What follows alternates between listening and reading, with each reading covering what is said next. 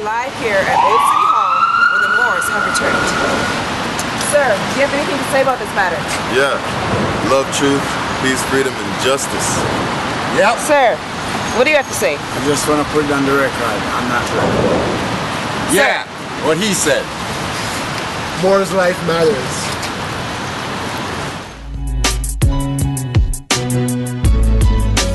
More lives matter. It seems like black lives don't matter. More lives matter. Shot in the back, running or choked out to death on the corners. Mistake this taser for his sidearm, says the coroner. To the yellow journalist that won awards for writing facts, for worldwide web press stories, always calling them black. Civil rights violated, here comes C1-7 and CIA and FBI agent, brethren felons with what Big Brother once heard. Most Moors are nerds and study more than if I'm on the road, no biting curbs. No threats of nooses or fighting for survival. Making Moors martyrs won't happen, calling us captain rival. Inquisitionists, governors and secretaries of state got stateless on their tables like ribeye steak with no care, blood dripping. They eat blacks rare, foreigners wearing 6-point badges, pretending they're heirs to the vastness of state Muguri Balaksa. Stateless blood flow past a horse's brow, I swear it's agua. Demons thirst quench, stealing pioneers and organs. Psychiatry, death industry, to start selling black orphans and half-closed coffins, cause legs are missing, killing stateless people, cancer won't even see remission. More lives matter, but it seems like black lives don't matter. More lives matter, cause it seems like black lives don't matter. More lives matter, cause it seems like black lives don't matter. More lives matter, cause it seems like black lives don't matter. System, what system? Not gonna make myself no victim. Run down and kick them up, educate oneself and flip them. All of their titles or nationality strips them. Must grip reality in order to really grip them in this third dimensional illusion. Organized chaos, confusion, stealing your attention, mental intrusion. Universal laws, declaration of the ancients. I self-law and master, from the rooftops to the basements, hoop deep to the spaceship. Ever since all creations, celestial foundations, ocean floor to the ranges, to the mountain tip, to the cosmic infinite. Basically we are way above the shit. In other words, get in tune with spirit. Take a breath and accept mental polarity, gender rhythm, correspondence, vibration, cause and effect.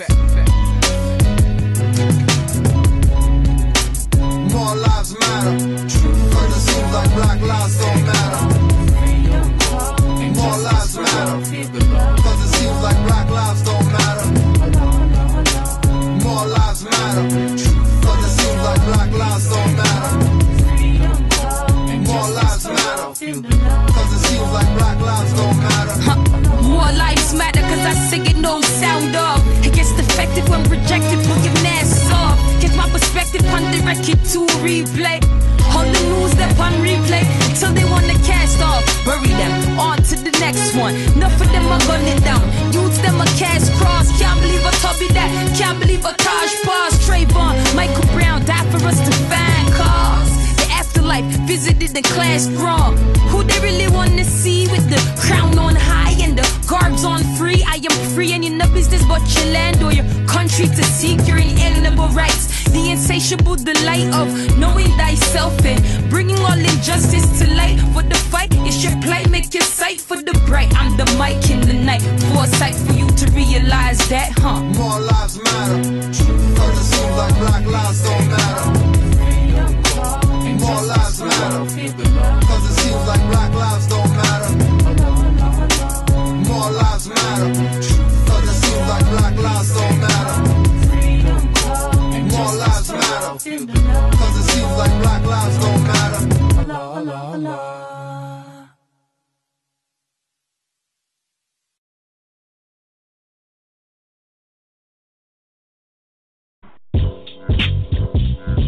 Yeah. Operation Rapper in position. We still here. Operation Rapper in position. All the gods and goddesses. Iron Sheep, hip hop lives, yo. The deaf won't hear and the blind won't see. The hidden message in the words of Drew Ali. NS indirectly, Boo Ali, one of the names of the prophets internationally. Drew said Moors proclaiming nationality, cause they're not Ethiopian or NBC. So he founded America's MST in 28. Me saying that they will cause debates. So I needed to clear up the mess, but most debate so they can big up their chest to prove what they know and what they can do. Recreating the wheel that was created by Drew. When you know the truth, many debate, but few humble themselves and suppress the jungle himself. Do them, I just do me, keeping my gold while they trade in their jewelry. Tied to and nature base school me. You fool me in your dreams, dirty more think they could mule me truly. Who's the real Drew? Me and we. Seeing more their religion is my mental degree, and where everybody's supposed to be. If not, I guess that's not where you're supposed to be. Hopefully Drew Ali will be seen openly and realize NBC is something you can be. The deaf won't hear, the blind won't see. They hear the message in the words of Drew Ali. The deaf won't hear, the blind won't see. They hear the message in the words of Drew Ali. The deaf won't hear, the blind won't see. They hear the message in the words of Drew Ali. The deaf won't hear, the blind won't see. They hear the message in the words of Drew Ali. It seems unconscious, Moors love the semblance of identity and having no remembrance of their Moorish past, no resemblance of the ancestral land inheritance. Love being the children, not the parents. To do any activity asking for clearance.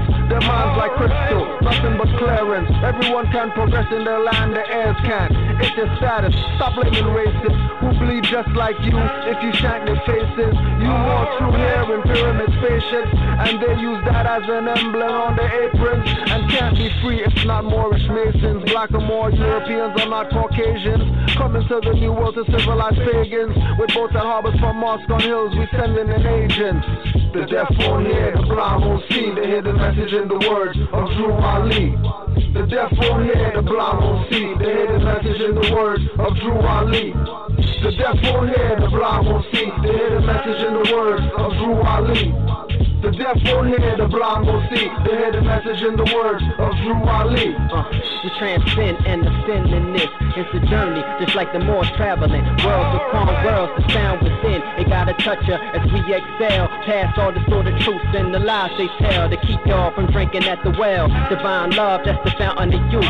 Sun deep it, this is the alchemist's secret. Restoring true unity, resurrecting our community. So every day you wake to fight. Though it's hard, express God. In every demonstration I'm penetrating to the depths of the mind. A noble chief, well kept and refined. You're feeling it, bright like the star, serious. This musician is the son of man. I look within, Drew Ali on the canvas of my soul to replenish the whole, replacing the old. It's critical, reaching to the pinnacle. Native and original MC that's relevant, and the style is intelligent, but I keep it interesting. Dropping true math in the cipher if you enter in. The law is the center, so study yourself and be renewed. That's elevation, restoration, through contemplation and meditation. Now the soul's navigating, manifesting all creation. The room of this mic, utilizing the light on the path. My body is an astro lab. I take the right actions, and my compass is compassion for internal alchemy. The deaf won't hear, the blind won't see. They hear the message in the words of Drew Ali. The deaf won't hear, the blind won't see. They hear the message in the words of Drew Ali. The deaf won't hear, the blind won't see. They hear the message in the words of Drew Ali. The deaf won't hear, the blind won't see. They hear the message in the words of Drew Ali.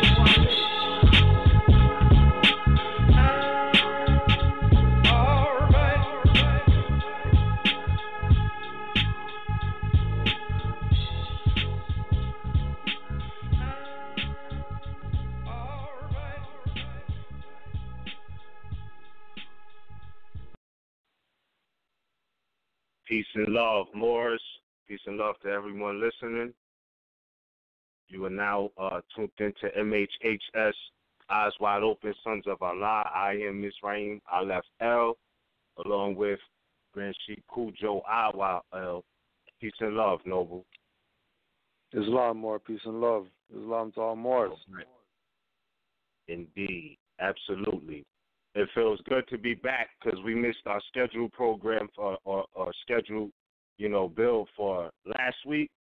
but it definitely feels good to be back, on the Sons of Allah, even though we had to push it back a week. And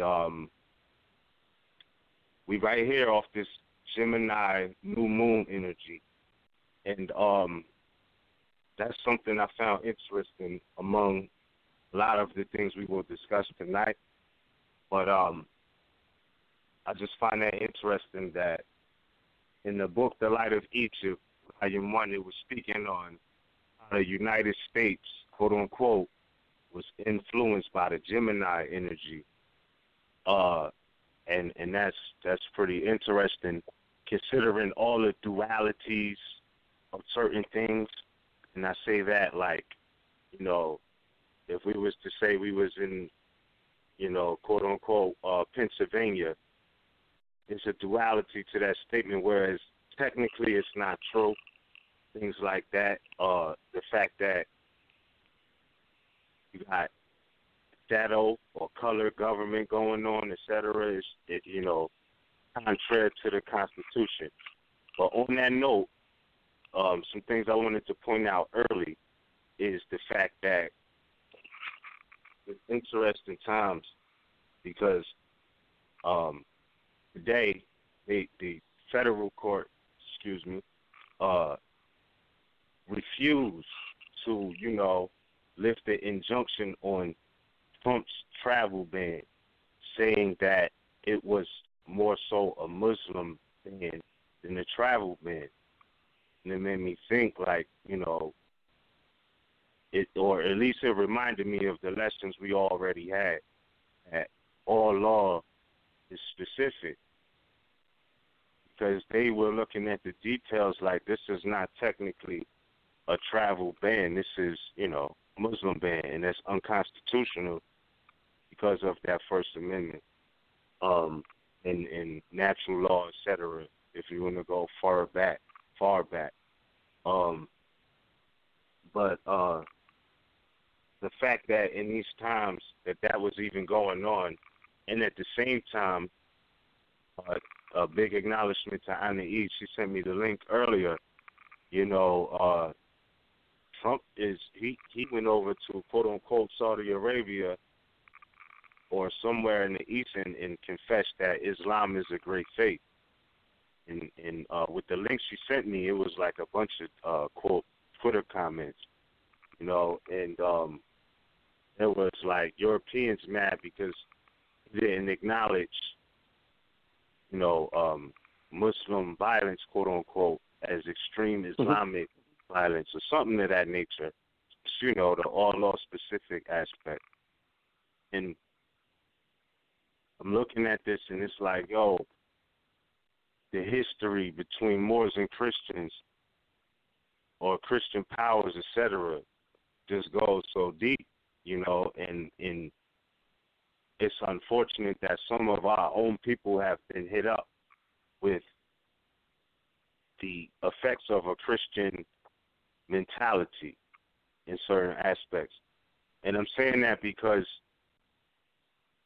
I recall, looking at the video, I was telling you earlier, I was looking back at the video when me and my mother went to the museum, and it just reminded me of like everything that we already know, basically. Some of it had to be taken with a grain of salt, but it was like a lot of refinement, like truth and falsehood strangely mixed, but, it was there, everything was there. And one of the things that stuck out to me, in this whole climate of the extreme, bias on Moors or Muslims, anybody who's not Christian, as they said they was going to do, was, esteem them as savages, quote unquote. But anyway, it's like, the nerve of them to try to, discredit Moors and try to associate Moors with something that's always has to do with being extreme, et cetera, et cetera. Because I'm like, damn, Christianity did a number in we were speaking on the fact that when we was in the museum, it was a plaque speaking on the fact that there was some slave, quote unquote, and I do unquote, slaveholders in the Americas that justified, quote unquote, slavery through church sanctioned interpretations of the Bible. And the fact that it specifically said they justify, quote unquote, slavery through church sanctioned interpretations of the Bible of something that has been said through the years. You know, because if you look at church sanctioned interpretations, that's not the Gnostic wisdom interpretations. These are two different, you know, perspectives of looking at these things. And when I put it on the scale, it's like basically what has been said is proven to be true, because the priests, the preachers, all of these people, they have the true Gnostic wisdom of the interpretations of those books. But it is a fact that that's what they're not giving them in certain instances. We've seen certain quote-unquote preachers come out and have to confess that, you know, what they've been influencing people with was not exact and all of these things. But I was just thinking, like, there's so many ramifications to the aspect of Christianity, Trump campaigning based off of that, and then today, just today, you know, they refuse to lift the injunction on that, quote, travel ban, because basically it's against the Constitution, the First Amendment, and things like that. And we know historically that, you know, Muslims, Moors, Muslims, these appellations were used interchangeably in certain periods of time. And when you see that campaign, it's like to bash or to smear Moors and Islam and associated with terrorism or anything like that on any level. You know that that's the op, like that's the Christian op right there. So, you know, watch for that. But it definitely is interesting to see this come out a couple days ago and to be enlightened about the situation with him coming out and saying that Islam is one of the greatest faiths, quote unquote. So, you know, the contrast of the Moors and Christians in that aspect is interesting. But I didn't want to neglect to say that the fact he went to Saudi Arabia and the fact that, well, you know, that's what it's called now, because it was Arabia, but Ibn Saud, who is in the cover of the Circle 7 Holy Quran, you know, he basically went back and took what was through lineage, you know, already had belonged to him and nationalized, basically. That's what he did in certain aspects. And I'm not saying it wasn't good, bad, and ugly that came with that. I'm just saying that basically that's what he did. So him taking back over for family lineage, heritage purposes, this is how it became to be known as, quote-unquote, Saudi Arabia. And there may be more history with that has to be explored, but that's a fact. That's why it's called Saudi Arabia. So for him to go there, right, and Noble Drew Ali to have Ibn Saud in the cover of the Circle 7 Holy Quran, that says a lot, you know, for that trip to be made and for that to happen and for that alleged Muslim ban to be lifted. So, one of the things that I wouldn't do. Go ahead, Moor. One thing to put in as well, that like when they're talking about lifting the ban, keep in mind that the world is already looking at this thing from the perspective that it's a fraud, because, you know, this guy can't be a president. He can't be a leader. No way this guy is a leader. Right. Right? So certain things that he does that, he's going to use his little power, try to say, yeah, I can do this or whatever like that, automatically it's going to get shut down. But remember that they have to play the game. Even though they're shutting him down, don't forget they're working together. It's still a conspiracy. Oh, yeah. You know what I mean? Absolutely. So let's not get amped up with, oh, yeah, they said, that means they're working with whatever. No. They're still on the other side, stealing the birthright still, in other ways. Yeah. But just to say that remember, like, if wrestlers and actors and whatever could be heads of this can't be real. You know what I mean? Word. As far as the world looking at this, there's no way that they can think this is real. That a wrestler is, a NBA basketball player is a mayor of a city or whatever. That's not real. Right. Right. Go to other countries. You know what I mean? So somebody who's an athlete or whatever, they might be an ambassador or something like that. They're not being no head position in so-called government. Yeah. It's a joke at this point. It's a joke at this point. Like it's a super joke. Everybody's laughing. Yeah. You know what I mean? Mm-hmm. Everybody's laughing right now. And the only people crying, Negro, black, color people who don't want to take anything that we're saying serious. But sorry to cut you more. I just want to slide that in there. Oh. No, you're absolutely correct, though. You're absolutely correct. And thanks for adding that on, because it definitely is looking like a joke at this point. I mean, you're right. The conspiracy that is implemented amongst themselves is just ridiculous. Who's to say something won't happen later on down the line? I don't know, but it's just interesting to see, like, the prophecies in certain aspects is just like, this is definitely watching prophecies play out. And, ancient times to modern times, it's been prophesized. You know what I mean? People told you about the fall of Rome coming. Like, that's what I think I'm seeing in certain aspects, like, in certain aspects. Even though he's trying to keep it alive, they all trying to keep it alive, it's just certain things that internationally, like, it's just blitzing. The world is not going to settle for that.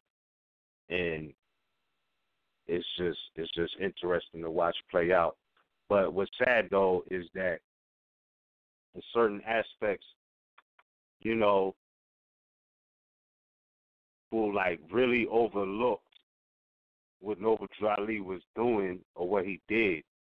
I mean, present day. Like, with all that's going on, and this has been explained many times, that the people come before anything that was established. Like, and this is no disrespect at all, but the people come before any institution that was established. And I wanted to point this out because, I've seen, like, some very straight up agents or ignorant people, putting out messages that the only way to be a Moor is to be in the temple. And I know this is not a new message. Like, I mean, I've heard of it before, but I've seen it, as of recent. And I'm like, damn, that's a disservice to everything Noble Drew Ali brought. Because, it's one thing to say that, but then to say that and claim to be repping for the MST of A, right? We're talking Moorish Science Temple of America, etc. Like, is an extreme disservice, because in his lessons he was telling you that, you can't change anybody's descent nature. His nationality was Moorish American. He was a Moor. That's what it is. And the fact that, like, to take away the fact that bloodline is ancient, to confuse it with just being an institution. Like, bloodline isn't paramount first. Feel me? Because if it wasn't, it wouldn't be in the 101s speaking about the bloodlines of the ancients and nationality, and then all of the metaphysics just embodied in that. It wouldn't be there if it didn't matter. And then to know that he basically, Noble Drew Ali was saying and said, not even basically, this needs no interpretation. It's on the back of the 101s, that the authority was derived from the Holy Quran of Mecca. And that's not taking nothing away from what, that's great, because he did say, he shouted out anybody that was under any type of religion. Basically, he said, I'll show you how all of these are really one. You really want to get it. So the religion, shouldn't be a blockage to the concept of your nationality. You could be a Buddhist monk. You could claim that you was a churchgoer or whatever. You was in the mosque, all of that. Feel me? But he was like, look, this is about nationality. It's divine and national. So all of those schools of thought were like, he wasn't close to any of that, none of that, right? So it's just a pain to see that people are acting as if everything else has to be thrown to the wayside, like you're no good. You can't be a Moor if you came out the masjid or the mosque, etc. And you can't be free and claim to be a Moor unless you came through the MST of A. And I'm like, damn, there's places where there's Moors and there's no temple. You know what I mean? How you going to tell them they're not Moors? So, that being the case, it's like, yo, stop trying to play, Moors, RVBey publications, all of these things. Freedom isn't the core of everything civic, of what Noble Drew Ali, brought to Moors, to everybody. He came to Moors because we needed them the most, not false prophets that you see today. Like, no, we're talking about, what his core message was. So, nothing should be getting in the way of that. And it's like, well, damn, like, if a people, don't go to an institution, that means they're not the same people that they are by birth. That doesn't make any sense. And it's just it's a real ill doctrine if you ask me, because that's discouraging people from being themselves. And how he began to uplift Moors was by teaching them to be themselves. That's it. Like, you talk about uplifting fallen humanity, but then there's so many things that we're dealing with present day that's added on to that, going back to what I was saying about the so-called United States having that Gemini effect. You know what I mean? The duality, from every aspect of their documents, whether they try to deceive you with the all capital spellings, okay, that's a duality. That's a matrix. That's something. It's an artificial matrix, and that's real because that's a part of the Circle 7 science that we were supposed to be up on, grammar. So don't let nothing slip past you on those notes. That does mean something. So I just see it's a shame that, people are discouraging people from being their natural selves, no matter how they got it, because you have people who go to different institutions all over the world.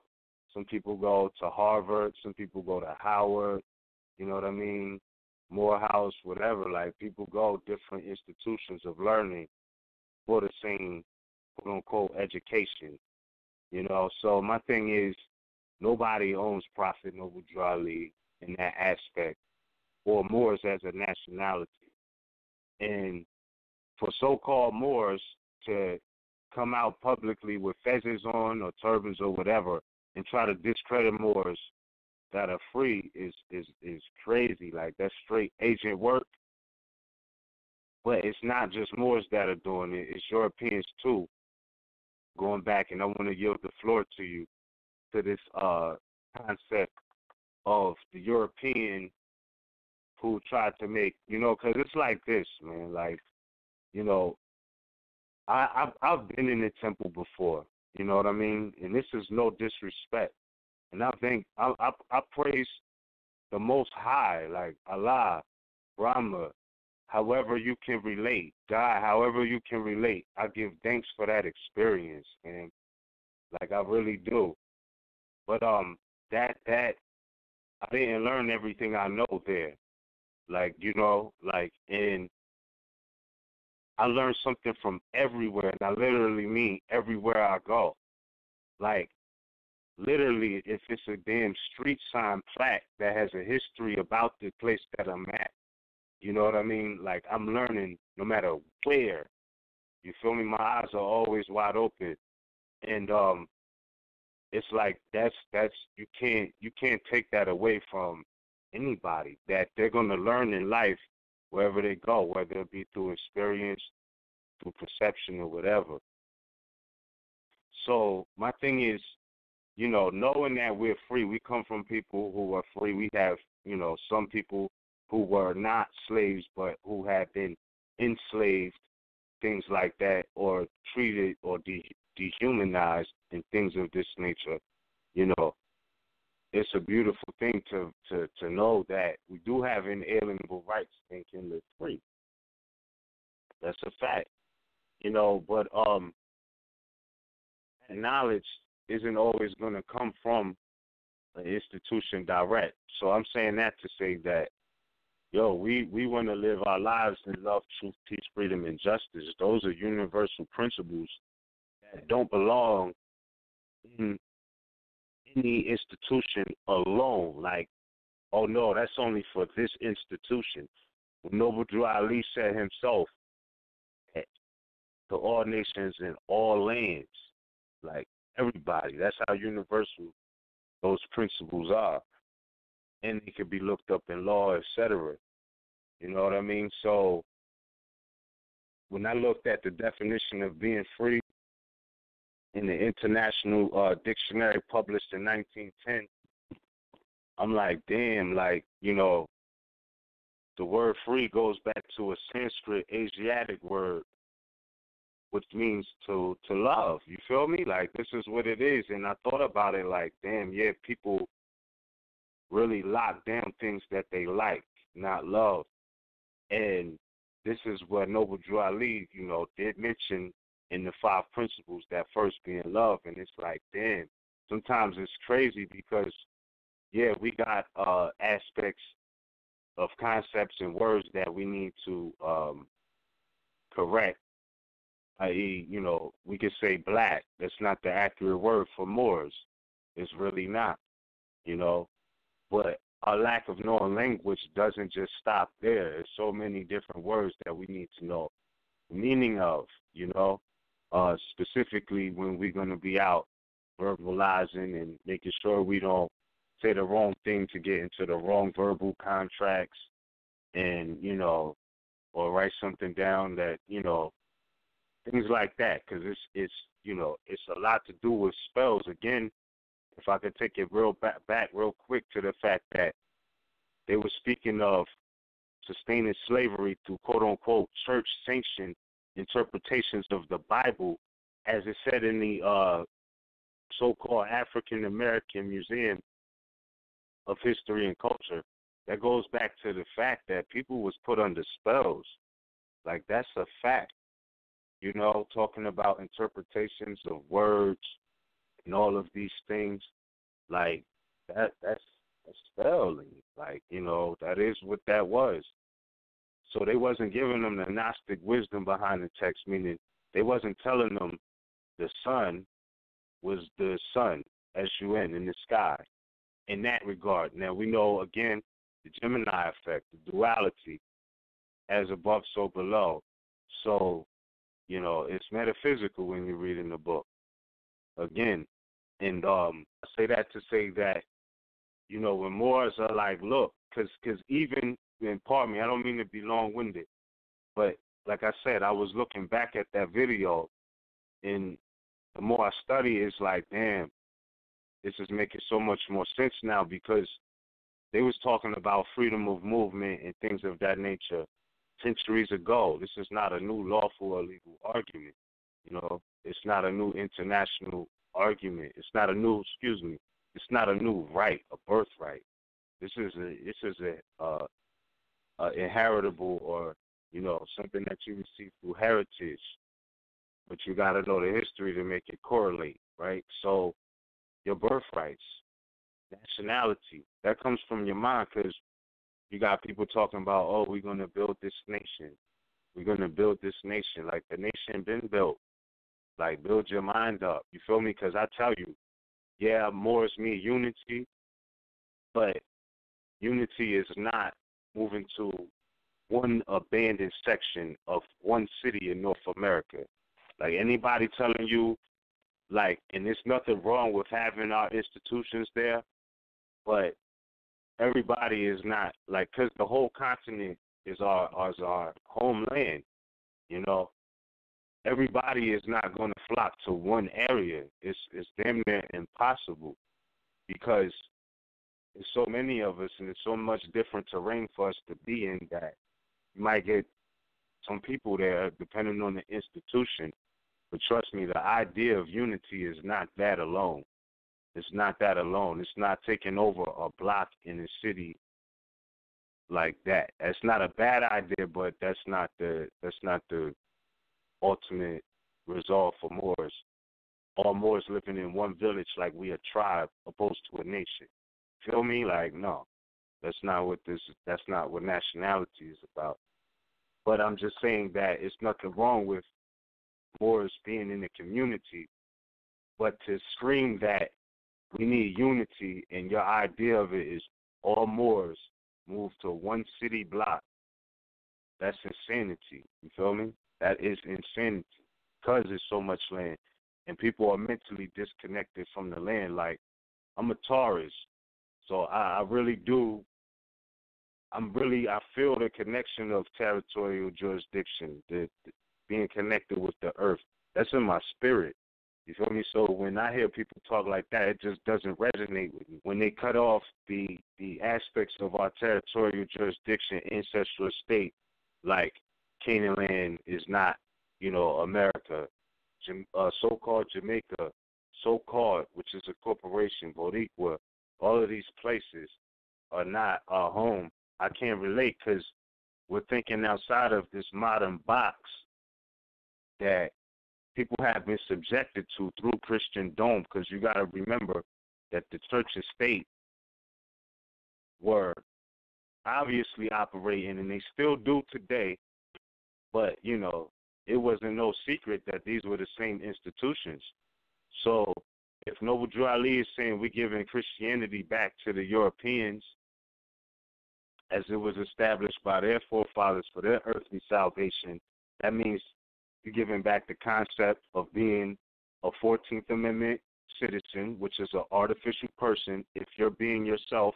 And, yeah, you know, not saying that they don't have that, but your will to do that, your will to say, you know, I am who I say I am, and things like that, and not be afraid, you know. So to frown on those who are doing that and giving Christianity back to these pale skin nations of Europe, and that's not a racist concept. That's the international fact. It's international because we are of different nationalities. We are not the same. So therefore, if you're really doing what the prophet said, you will be giving Christianity back to the Europeans in every aspect, including latching on to that artificial matrix of being a quote-unquote state citizen or United States citizen, when you know all of this has its origins in Christianity. So don't be telling me or telling Moors that you repping Noble Drew Ali, and this goes to anybody, all of them, everybody, those all of them. You feel me? Don't act like you repping Noble Drew Ali and Moors who are trying to be free, who are free, who know they're free, who are moving accordingly, that something is wrong with them. When no, y'all are mentally sick, and you are the perfect example of what's wrong in the so-called temples today and other places. You feel me? And that's not inclusive, not including you, Kujo. You know that it's a montage. I'm not, you know what I mean? It's just crazy.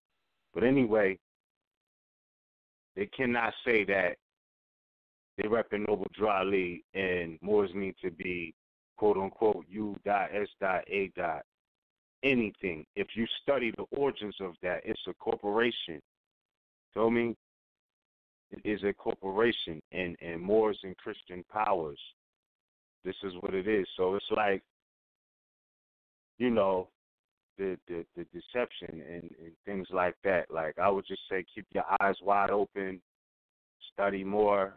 If you're confused about the difference in the jurisdiction between Moors and Christian powers, which includes these quote-unquote states, even though they blocked from and prohibited by law from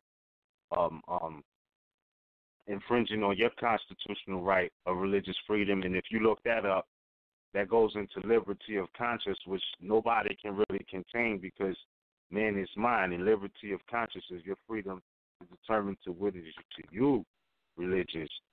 And they don't have a right to infringe on that, though they do under certain aspects of being Christian crusaders, as they are, you know. But in all reality, that's what it is. And also, I want to say this part, Mikujo. I don't mean to go this long-winded. Do you think about good? Yo, my fault. We got 3 hours. Yeah, absolutely. Another thing I wanted to say too is, you know, in certain aspects, it's sad to hear or see people try to look down on Moors who may have been through different situations than them, as if they are, quote, you know, the scum of society and things like that, because they may have court cases and things like that, and act as if the law don't apply to them. And I was speaking on this Tuesday briefly. Somebody called me today, you know, and I won't go into all the details of the conversation, but we all know varieties of people. And we were speaking about the situation, and I'm like, well, you know, when it comes to the law, like, it's not to say you have to be quote-unquote wrong, but what you need to understand is you can beat a situation regardless if you're right or wrong. That might not even be the issue on the table. The issue on the table may be jurisdiction. The issue on the table might be probable cause. Like Jones versus United States is a perfect example of that. I'm telling you, because it wasn't about the fact that, and it showed the power of the Constitution, which Noble Drali set to enforce, because it wasn't about the fact that he had all those drugs or whatever on him. It was about the fact that they violated the Constitution to even find that out. That's how he got the case tossed. So in these days, you know, to act like, oh, because they are doing, someone had did something like this, that, you know, they're automatically wrong and they should be outlawed and blackballed and all of this, when it's never about that. It's about the law, fam. Like, you know what I'm saying? Even though he got in the power of the Constitution, like the law of the land, you know, and how much is enveloped in that, because that's like, that has boxes and boxes, if you will. Like, it's like opening gifts up to a different box, into another box, into another box, and then you realize all these treasures and gifts in this book, you know, that's the American Constitution.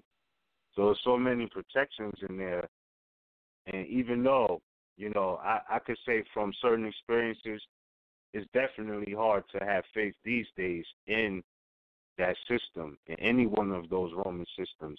And I'm not saying that to be, you know, quote-unquote disagreeable or anything like that. But that's the fact, fam. Like, it's a lot of reasons to you know the law but also to know the ops too. You know, like to know that these are definitely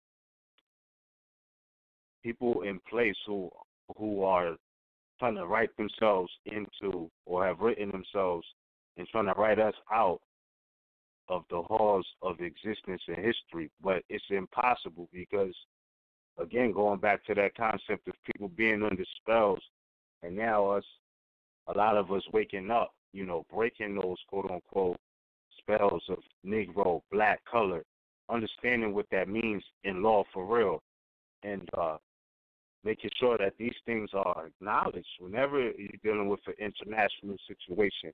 And when I say that, that simply means dealing with somebody outside of your nationality. It's not nothing to be afraid of as far as declaring yours. But I know I was going in long-winded, man, and I didn't want to chew the whole floor. I had some other things I wanted to add on, but we could get back to that later. For now, I'm going to yield the floor to you, brethren. Islam, Noble. Islam. You already know when the spirit takes Moors. You just have to let it play its course. Yes. You know? Yes, absolutely. Just going back to Noble Drew Ali and putting some things on the record. I mean, the writing religious controversy.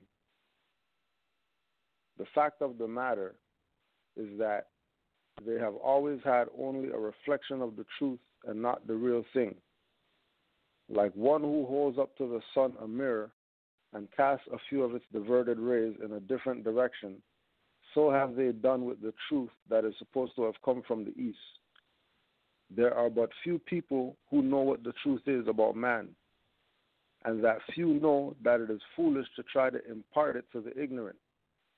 Although the ignorant has finished college, he is a fool right on, being trained to jump through a hoop. The longer he stays in the schools, the better he can jump and the more he defends his jumping. From the east comes all light, but though the sun is hanging at high noon, the blind cannot see. The same as the Islamic creed from the east was brought to the Asiatics of America by Prophet Noble Drew Ali and offered to those who were sick at heart, tried for many years, yet they are blind and cannot see the light. Nor is the Prophet trying to put new wine in old skins, for he knows that it will burst them. Still, he has the only remedy for the nations, the remedy brought by Jesus, Muhammad, Confucius, and all other prophets, which remedy is truth. So just reading that to go back to what you were saying earlier with Noble Drew Ali bringing everything together, right? Because this is the uniting of Asia. You know what I mean? There's a Asiatic from an Oriental country that comes to the temple, religious, pays his dues, all that. Because it's the uniting of Asia. Because, like you're saying too, people are waking up, and when you come to the realization that the people who are claiming to be in the power really don't have the power, since your allegiance is not going to be to them anymore, your allegiance has to lie somewhere. And nations will find other nations based on past relations that their ancestors had to know who they should link up with, who they should do business with, whatever. This is why when Moors go to any nation, regardless of who they are, they always have honor and respect for the fact that, oh, wow, this sister actually has a turban on. She's supposed to be black or whatever, but she's wearing a turban. Oh, wow. Okay, honors to her. Are you a princess? Are you an empress or whatever? Where you come from? Morocco. Oh, so you're a king and all that. You're a prince. You're whoever, right? they go overboard. They go overboard to show honors to the fact that we know that we're Moors. And again, going back to the fact that, Islam's been in America. So when Noble Drew Ali, when they talk about Noble Drew Ali, the first one who brought Islam to America, then they go off into this religious stuff. This is the same religious controversy that he's talking about. Because the Islam that he brought to America for the Asiatics that were classified as Negro, black, colored is Isa Law Master, which is your nationality, which is your foundation, your base. And again, we're going back to, it's also constitutional right that Noble Drew Ali told Moors to enforce that. So there should be no religious controversy, because Islam's been in America. So-called dark-skinned people, before they were classified as black, knew about Islam in America. Yeah, and just real quick to interject, not cut your wisdom, but when you go back and read Religious Controversy, he said the truth that was supposed to come from the East. Think about that. That's a qualifier. Supposed to have come from the East, right? What was he saying there?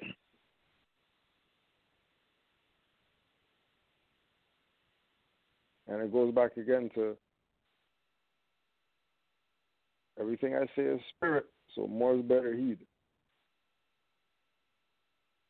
And yeah, it's good to know information that's out there. It's very valuable. But don't sleep on what Noble Drew Ali brought you, because half of your questions will be answered studying his stuff, but searching these 1,500 books that you have on a shelf.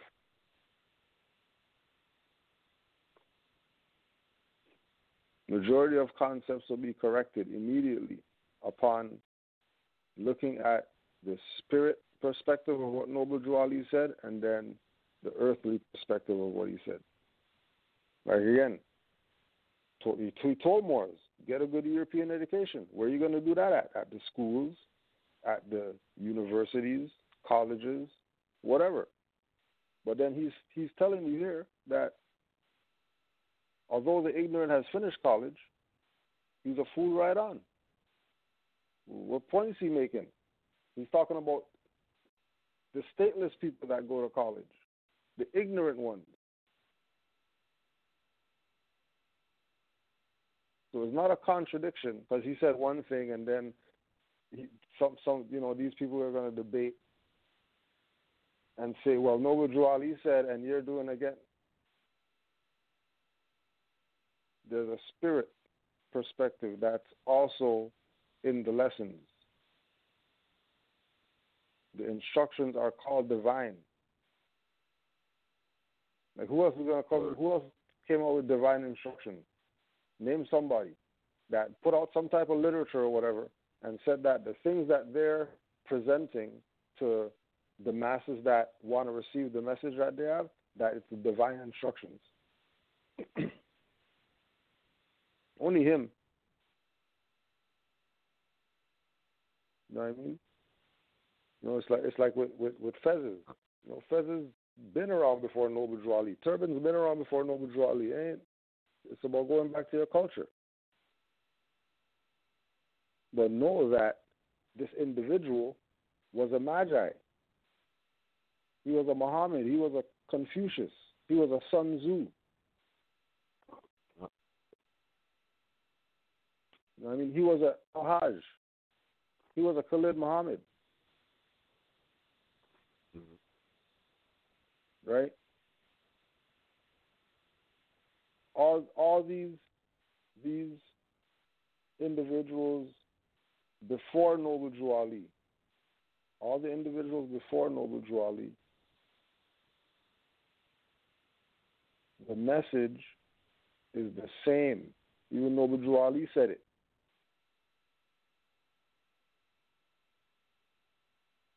And the message is bringing the truth. And that's all. You just bring the truth, you have no issues. Because you'll be vibrating on one of your principles. Which again, you know, Noble Ali never brought those. Love, truth, peace, freedom, and justice been around. That's not something new. Mahat had that. Yeah. You know? But if we check the track record and, we recognize that, quote-unquote, an Egyptian goddess is the representative of justice, and then Noble Drew Ali is using justice as one of the principles for the Moors. Clearly he's tying ancient Egypt to this. Yes. Clearly he's tying the Gnostics to this, going back again to what you were saying about the different perspectives that people have of the information and presenting it like, you know, this is what it really is. Right? Yeah, because it's a damn shame. My fault. Go ahead, Moor. Go ahead. No, I was about to say, it's a shame that people could say they read the Bible and then say that the first people on the earth was Adam and Eve. Who gave them that interpretation? You feel me? Like, how did they miss Genesis 1? How did they miss how that's correlating with the 101s? Like, how did you miss that? Again, they're not giving them the pointing out the Gnostic aspects, bro. They're not doing that. But, yeah, pardon me. No. Mm. And again, with like we present certain perspectives so that you don't have to really deal with the propaganda machine. You know what I mean? And then all these, the same thing, certain perspectives is what Noble Drew Ali's point was, looking at things from a particular angle so you have the full view. So he made it clear to Moors that you're not Negro, black, colored. We look at our people today, they're gonna deny that they're colored. Which means the Noble Drew Ali's ritual work. They're going to deny that they're Negro. But the black hex, that's the hex that stayed the longest. Because again, it's darkness. Again, it's darkness. Why? How did Noble Drew Ali know? Okay, let's reference it properly. Noble Drew Ali telling us that he's bringing us into the marvelous light. How did he know? Like, what did he know? How did he know what the marvelous light was? Right? And what darkness was he in to recognize that, hey, way down there, I see a marvelous light. I'm walking towards that. Right? So, Richard Smith, The Moor, the Mason, and the Alien. And this is page 166. And keep in mind, this is a European. As far as being tested in the extreme, we're definitely talking medieval. All major prophets have to be tested by facing off against the mysterious Sphinx. In this case, the word mysterious is code for merciless, as it is the one test that represents a severe physical and psychological life and death scenario. If you have what it takes and you pass, you get to live. Al-Kazam, you're a bona fide Christ. If not, well, in truth, you really weren't worth shit anyway, and nobody will miss you. So what's the test of the Sphinx? So what's the test of the Sphinx? Plain as day. Your spiritually enlightened ass is thrown into an underground labyrinth in the bowels of the earth under the Sphinx. You are locked in with no way of knowing where you are. It is pitch black with not even a sliver of light to be found anywhere. Total darkness. WTF. You have to find your own way out. Yeah, good luck with that. No food, no water, and the guarantee of permanent blindness. Absolutely no one will come looking for you, nor will they ever find your dead, rotting carcass. Guess who they did find sitting all peaceful and content at the paws of the Sphinx? That's right. Successfully defeating the wrath of the Sphinx, Noble Drew Ali had conquered imminent death as he surpassed the final brutal trial. Sitting atop the location known as the Ancient Hall of Records, now the modern spiritual avatar of Hiram Abiff, he had become the master architect of the Star of David and was forever transformed into Sheikh Sharif Abdul Ali the Christ. By the way, the term Swift Angel was adopted by minor prophets and master teachers in celebration of the Temple of Solomon. You see, the gene for passion was not the only thing that was transformed through the birthright of inheritance, with the Ankels representing the dynamic cosmological root of the Christ, and the Star of David being the symbolic bloodline of that star-born legacy. The Ankh itself had also passed through the Temple of Solomon. Like the Olympic torch of the gods, the responsibility of carrying such knowledge and wisdom through the ages was inherited by the great teachers, gurus, adepts that would mentor the Christ. In the foreground, expediency remained the prime directive for these teachers, as they knew the Shetu regime possessed the power of omnipresence to strike out at any given moment. In the backdrop, already established that the word angel came directly from the influence of the Ankels. With these two issues impacting the passion of the Christ, it wasn't long before the term Swift Angel became synonymous with those very same master teachers and minor prophets. So Noble Drew Ali came out of the blackest of blackness into the marvelous light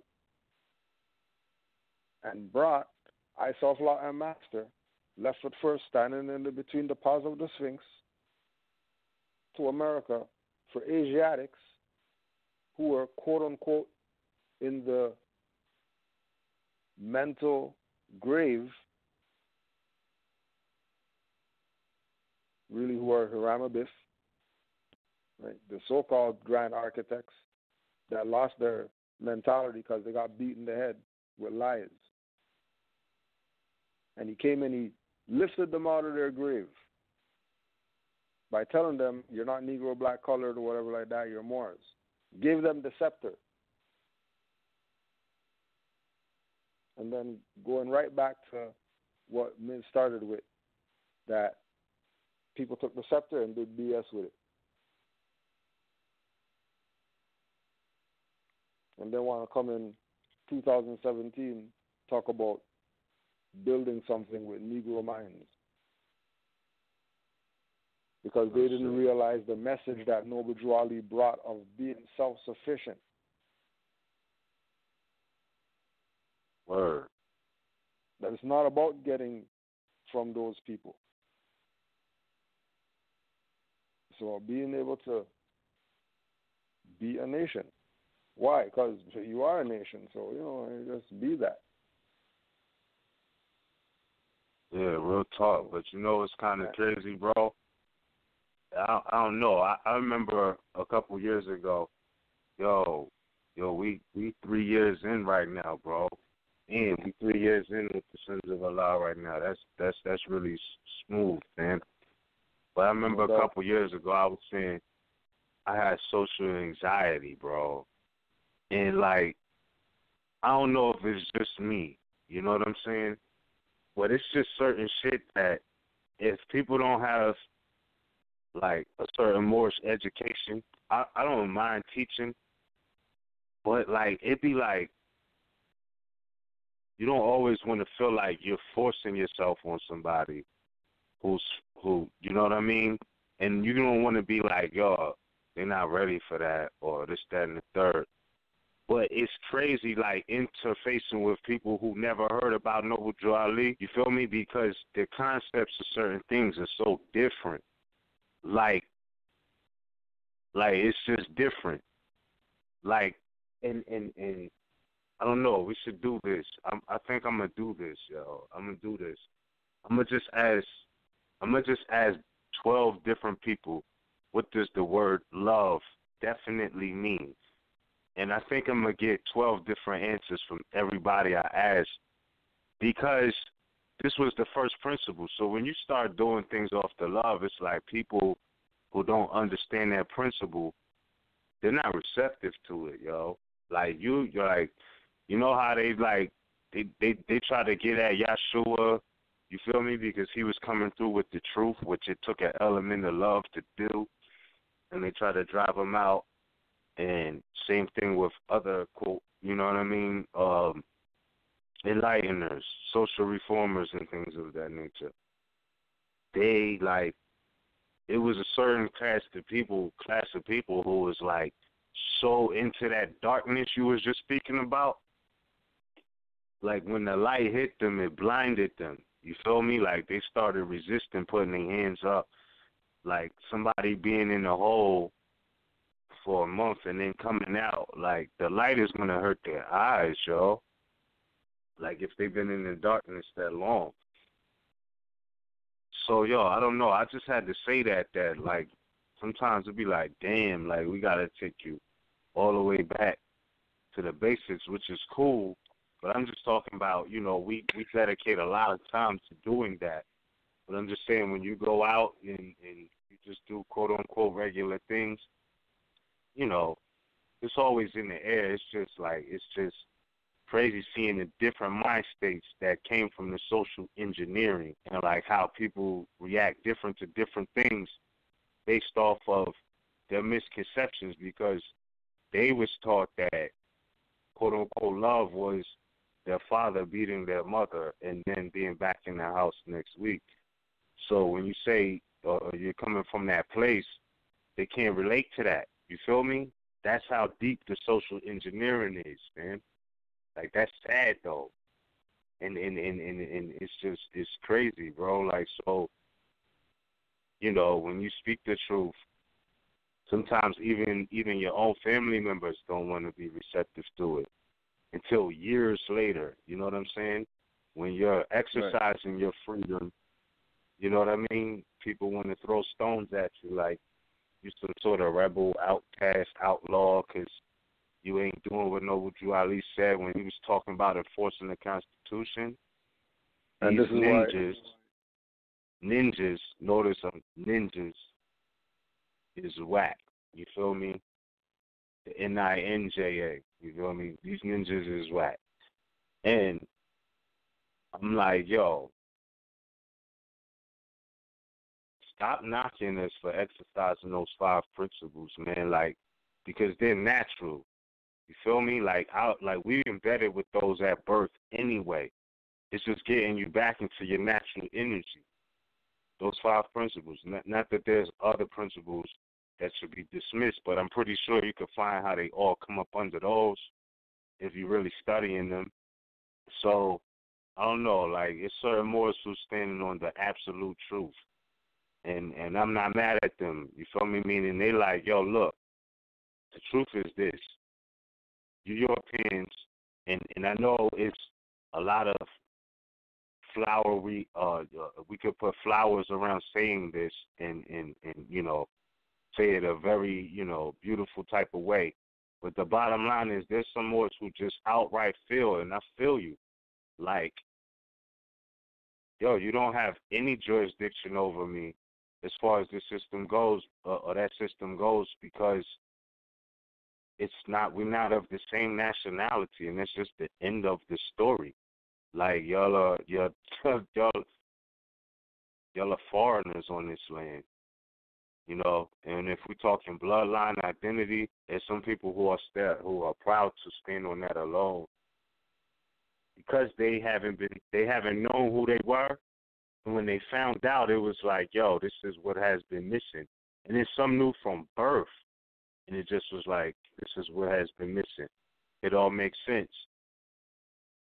So it's like, you know, at the beginning and end of the day, when you know that the word municipal means Roman, you know that the church and state are the same institutions, the hospitals, all those things, right? Because if you're really returning Christianity, then go hard body and do it, or go all the way. If before you say everybody else is wrong, or anybody steps out and say, oh, well, y'all are all wrong, this is what Noble Drew Ali was about.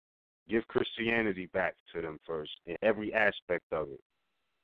Church, state, everything. Give it back, and then talk to us about Noble Drew Ali. Other than that, these are false prophets, and it's a Sesame Street show. Like, it's something different. So, I don't know, man. Pardon me. But it is what it is. Man. Get it out, yo. Yeah, nah. Get it out. It is. Like, you know, and another thing I was thinking about Noble Drew Ali's message that we're not Negro, black, or colored. When we were in that museum, the so-called African American Museum of History, right, and culture, etc., there was a part where on the glass my mother was breaking down the fact that they had a statement on there saying that, quote unquote, Carolinas look more like a Negro country than that settled by quote unquote whites. Now we know we had to take that with a grain of salt, but we got the point. But we was able to get the point because we know that we're not Negro, black, and colored, and that we're aboriginal to this land. And it's something else that went with that. I was reading in the book, Pictorial History of America. On page 432, it was speaking about, quote-unquote, Georgia. And it said Georgia was originally comprised in the Carolina patches. This is what it said.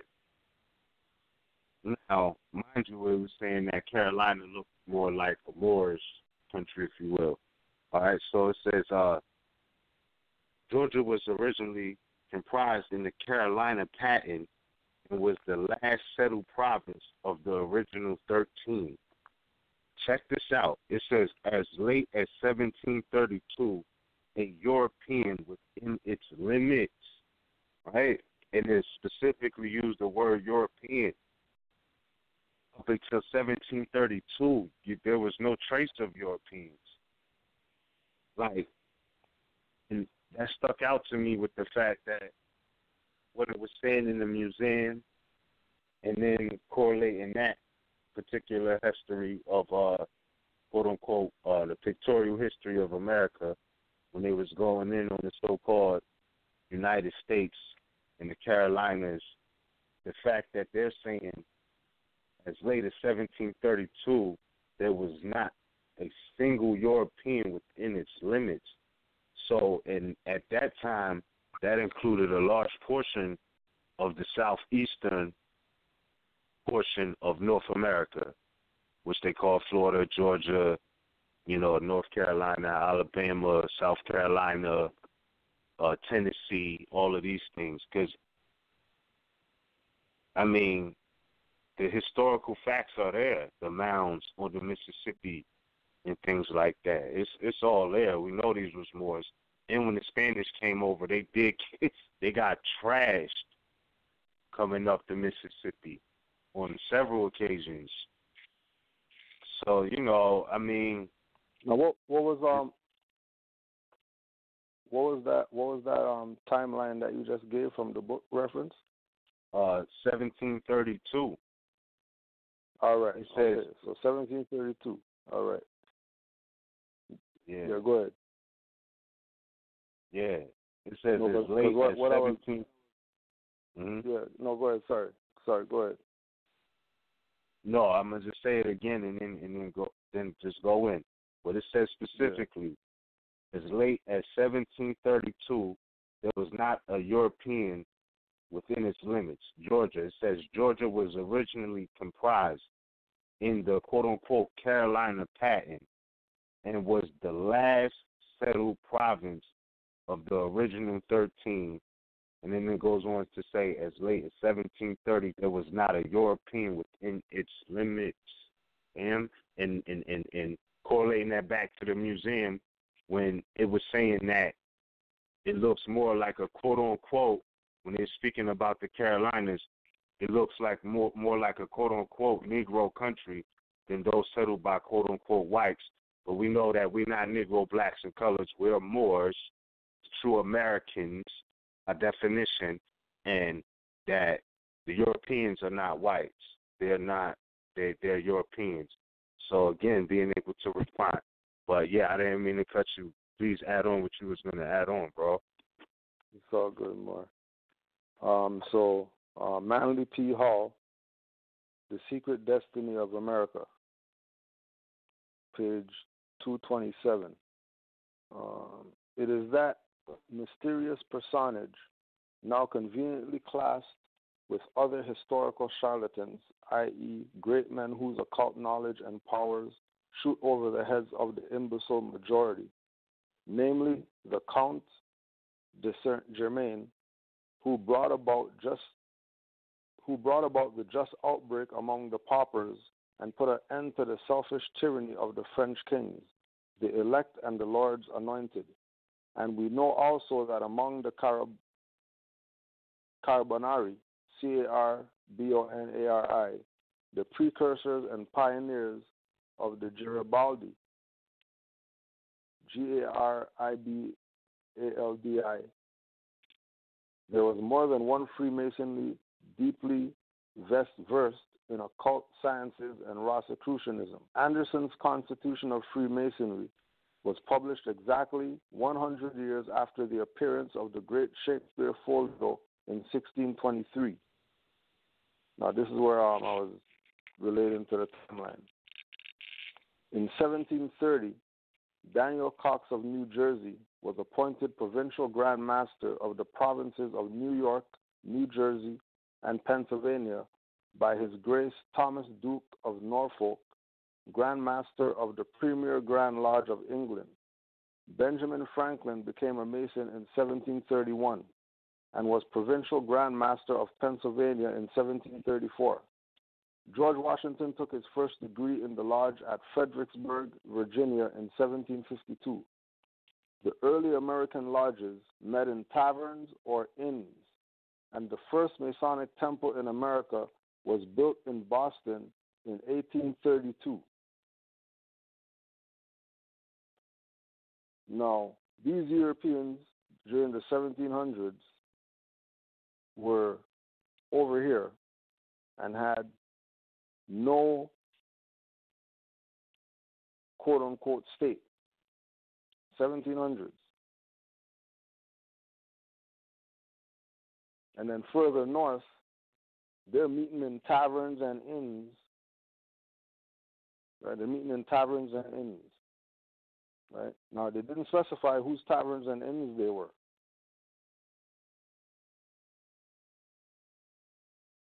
But considering they have nothing, it probably wasn't their taverns and inns.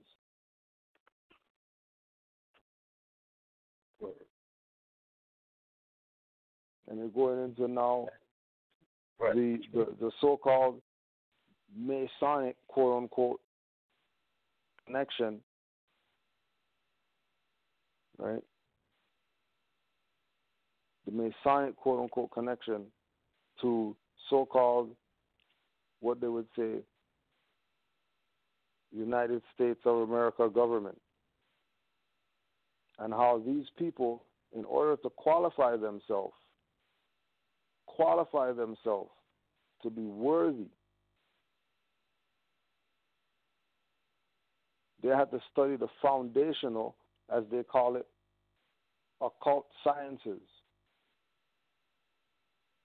which goes right back again to what we were saying in the beginning, that these people already know what it is. Our job is to make sure, as Moors, we're letting our people know who are in the grave that it's time to get up out the grave. There's no dirt on you or anything. So much time's gone, you don't even have to dig yourself out. You just get up. Word. It's that easy. Like, again, Islam to my good brother, Allah born perfection, nation of gods and earths that used to battle me down and then went and checked for himself. And now he's beating up other people about what's your nationality. Nation of gods and earths. Right? My gosh, I've been through those ciphers too, bro. God damn, it's hard. Like, yo, man. Still repping nation of gods and earths. Allah born perfection. Still repping it. But he knows that he's a Moor and he has a nationality. Yep. He knows that he's a Moor. He's kind of on the fence and he doesn't really know. He knows that he has a birthright. Even though he's, nation of gods and earths. He still knows nationality is the order of the day. And proclaimed and declared. And then, because he's proclaimed and declared, hey, sure, you could be Allah born perfection. I mean, why not? You know what I mean? You have a right to exercise your birthright how you see fit. You know what I mean? Yeah. And why was the first? He's not playing calling people gods and all that stuff. They're Moors. Yeah. And one of the temples in so-called Chicago was called the Miriam. Like, Miriam. Come on, man. You know what I mean? Like, you see more in that, and we know that goes back to, the Buddha, Yeshua, him being, Muslim himself. Yeshua was a Muslim, etc. But in that aspect of how the story goes in the bloodline. But that tells you something right there. To give it the appellation Miriam, that's saying something, all right? So. Straight. Yeah. And also, just because we're talking about Masons, don't forget Moors and Masonry. Brother Abdullah El Talib MHHS, moorsandmasonry.org or moorishcivilletter.net. Make sure you pick up your copy, if you can pick up two, and put one in somebody's hands who they've been talking BS. Yes, absolutely. Absolutely. Right. Yeah, I'm glad you brought that up. Because that no fault, go ahead. I didn't mean to cut your wisdom, bro, but I'm glad you mentioned that. It's good. It's so, all good.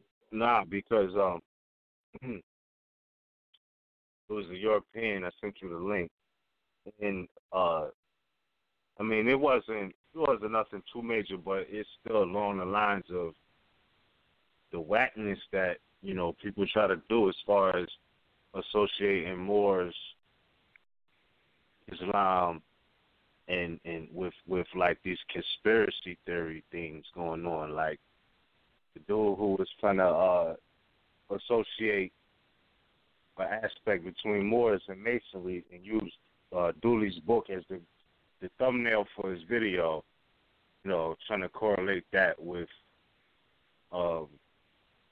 something that happened in Manchester with the Ariana Grande concert. It just got me upset because I'm like, yo, what like this campaign going on trying to smear Moors is just ridiculous. You feel me? And it's not just the Europeans. The Europeans been doing it for we know how long. What pissed me off too is that you got Moors doing it, but like with the aspect of trying to link Moors and Masonry, like and correlate that with the compass being 23.5 degrees or whatever, and then the fact that it happened on May 23rd or 5/23 or whatever, just a whack ass bogus conspiracy theory, but it used a connection with Moors, trying to connect them with this whole theory of being associated with the quote unquote Islamic aspect of ISIS and, radical Islam, as they like to call it, type of aspect. And I'm like, damn, you know what I mean? Like, that's crazy, like how they just keep trying to put Moors in the quote unquote terrorist or bad spotlight, and that is not the case. That really isn't, and that doesn't go for all Moors. Don't get me wrong, but they've created false profiles on certain things. Like it's been embedded to be an auto response to blame Moors for everything that's wrong that's going on, when that's not the case. But I'm like, if you're gonna look at the history of Moors in England, like the real thing is you need to pay attention to the fact that the Romans, when they came up and invaded England, like they jacked everything from Moors, basically. Them old ass castles that they got as courthouse, acknowledgement to the Sister Seven over there or whatnot. But you see them old castles, you know what I'm saying, and the Europeans claiming to be chancellors and chanceries today, like all of that from the original people over there. Even down to the fact that they jacked the York Rite, all of that from Moors. You know what I mean? Scottish Rite on the way up. So it's like, if you're really going to try to connect Moors to Masonry, you got to tell the story of, and I'm talking about in the way that this European tried to do it. Like, you have to tell the story of how the so-called Masons today, Lodge initiated, basically underground. You're breaking That's what up. happened. Oh no, I was saying that. Can you hear me clear now? Yeah, I can hear you. All right, peace. More pardon me. Yeah, no, I was just saying that if they were gonna try to correlate Moors and Masonry in the aspect that he tried to do it with a quote conspiracy theory to the Ariana Grande situation, like Moors is some extremist or something like that, that's whacked out. My thing is, you can only mention Moors and Masonry because operative Masonry is in a lot of our blood. Like, so you're damn right. Like, they jacked our science, the operative and speculative aspects of it, and basically took it underground. Even with the situation with the so-called York Rite. Europeans, that's all Moor science that they basically got from Moors on different aspects of building from back times ago. Like, you know what I mean? So it's like, I don't know, it just bothers me. It don't bother me, it's just whack when I see that, people try to associate Moors on an extremist level. And like I said earlier, man, we just trying to live in love, truth, peace, freedom, and justice. It's just as simple as that. You know what I mean? That's what our foremothers did. They lived off of. And I'm like, yo, people talking about build something, like a part of history, a part of something that I like woke something up in me from what I've experienced, what I've witnessed, what I know is that, like, yo, you do have Moors who built things low to you, like, and didn't ask permission, built it and beat the case. You feel me? Like, so my thing is, interesting. That's just interesting. Like, how dare they say Moors not building anything when, I bear witness to Moors building being challenged because they didn't have a quote-unquote permit from the municipality, and then taking it to the superior and beating the situation. getting all the accusations dismissed. Like, that's crazy to me, fam. So I don't know. It's like, I guess if people was just sitting in the temple for the past 20 years, etc., and now trying to jump out like, all Moor's been wrong this whole time. Moor's been putting in work for a very long time. You know what I mean? So, you know, no, that's just an aspect that I wanted to speak on. Before I yield the floor. More. Just to put out there again for this idea from the same video, the idea of even for you know, black scholars or whatever, with this perspective of the Moors, and then the Moors made some type of whatever arrangement with England, and they're working with the European and all this stuff, right? Just to put out, Nature Knows No Color Line, J.A. Rogers, page 73. Moor for Negro continued to be in general use in England until at least the 18th century. Nathaniel Bailey, compiler of the first English dictionary, 1736, as Moor, M-O-R-E, French, M-O-R-E, Italian and Spanish, or Blackamoor, a native of Mauritania. Dr. Samuel Johnson, 1755, has Moor, Morris, Latin. So Moor and Morris, Latin, a Negro Blackamoor. Niger, the ancient African word from which the word Negro started, to supplant Ethiop and Moor about the middle of the 16th century. Richard Eden, in his Decades, 1555, says Ethiops, which we now call Moors, Morins, or Negroes. Diego de Torres, in a work printed in Spain in 1586, said of Muley Muhammad, Emperor of Morocco, El cual es negro, what is a Negro? John Harrison of England, in his play The Tragical Life and Death of Muley Abdallah Malik, late King of Barbary, that is Morocco, printed in 1733. He says he was the son of Muley Sidon by a negra, Negro woman, and so by complexion a mulatto. George Peele, in his tragical Battle of Alcazar, played in London in 1588, or before Shakespeare is believed to have written his first play, used Moor and Negro interchangeably. One of his characters is Muley Muhammad, Emperor of Morocco, who is mentioned in such passages as, and aids with Christian arms the barbarous Moor, the Negro, Muley Muhammad, and thunders for vengeance on this Negro Moor. So there's a clear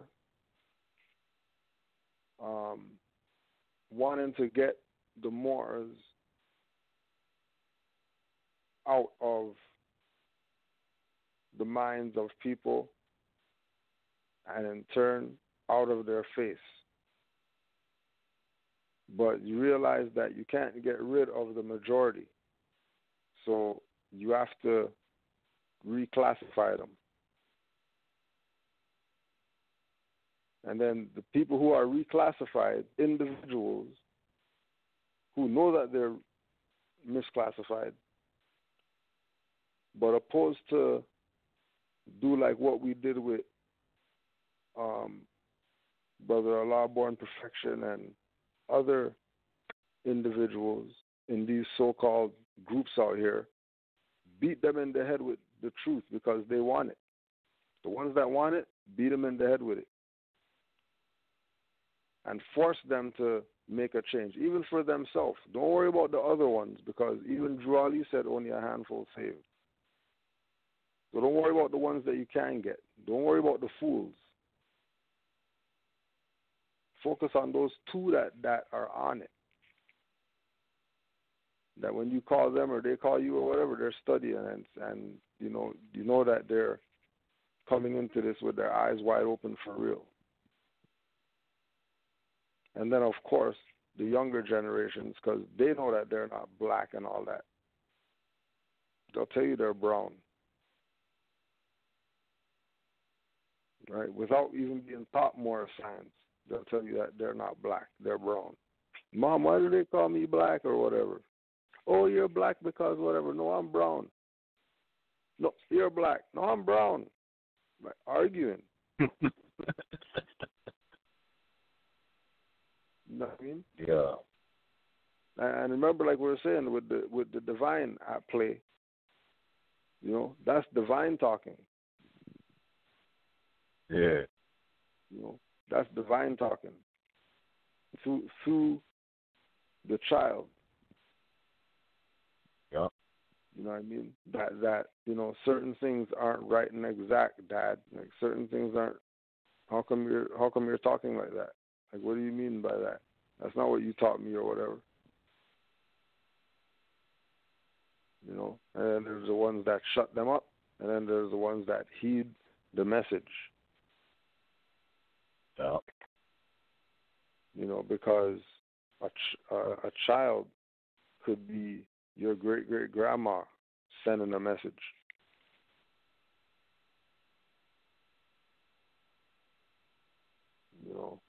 And it's only going to manifest. It's only going to take hold when we have a connection to our ancient foremothers and forefathers, like knowing that you engage another Moor, and that Moor is somebody you knew from millennia ago. Vibes just too good.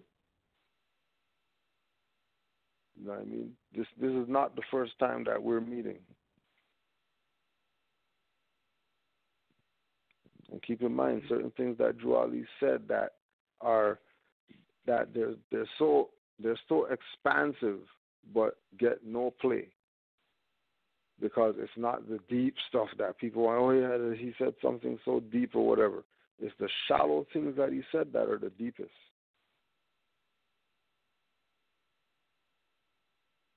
There's only going to be a handful saved.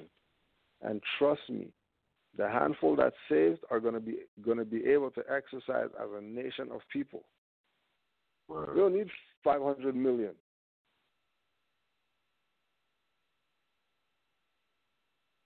All we need is individuals who want to adhere to these principles and then impart it to the ignorant. Everything else is going to fall into place. The obligation is to make sure that we who are the masters, we who are the ones in the know, tell the ones who don't know. Which again goes right back again, Juali again. Yeah, the Rotarian complexion, and then everybody goes past that into all the other stuff that he said because there's, 5 other paragraphs caught in there. And don't even realize that he said this is a Rotarian complexion. So how come you're not humanitarian? How come you're not trying to every elder that you see carrying a bag, you should be running to grab their bag. Right. Anybody that's quote unquote, disabled or whatever like that, physically handicapped, you should be running to go help them. Right. Make sure they're supreme comfortable.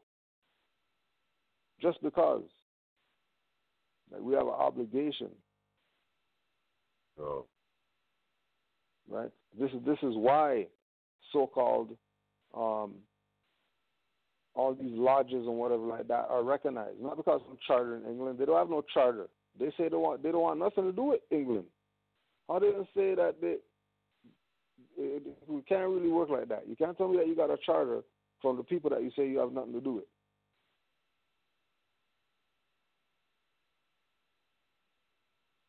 So them being Masons is a farce. Right? They're not really Masons. Really, they're exercising the Rotarian complexion.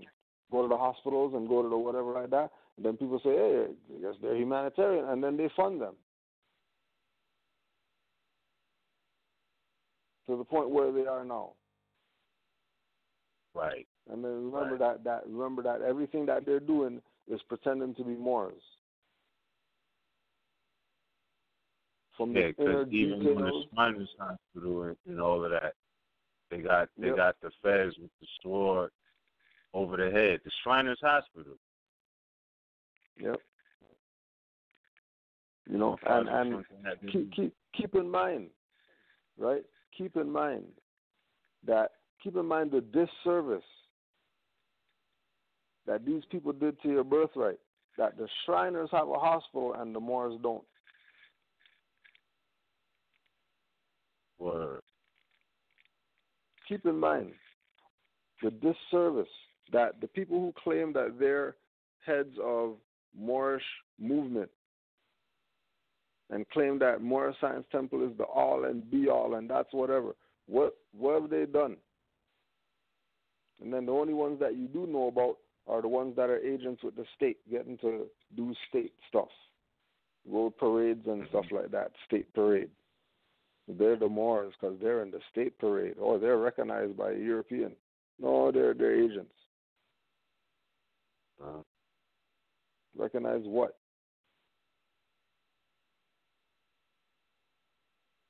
The disservice that was done by people in power in the Moorish movement. That anybody thinking that whatever trust that Noble Drew Ali set up is still the original trust, and you better stop playing and recognize that these people sold out all your stuff, including your trust and all that. Everything sold out, which is why, you know, for the Moors with their eyes wide open, they looked at the shallow stuff. Jwali says, study, study, study. Why? Because if you know, you'll know what to do when you realize the fraud that these people have been doing with your birthright. And then you've been parading around with them like, hey, yeah, we're the Moorish Science Temple, whatever, and these guys are in the FBI papers as agents with the state, agents with the city, agents with whoever, make sure that this Moorish movement is looked at like some BS, that you have, you know, so-called officers, they're bringing a coalition together to stop the Moors from filing papers and stuff like that. Yeah. You know? That's not a reality. These people are playing people.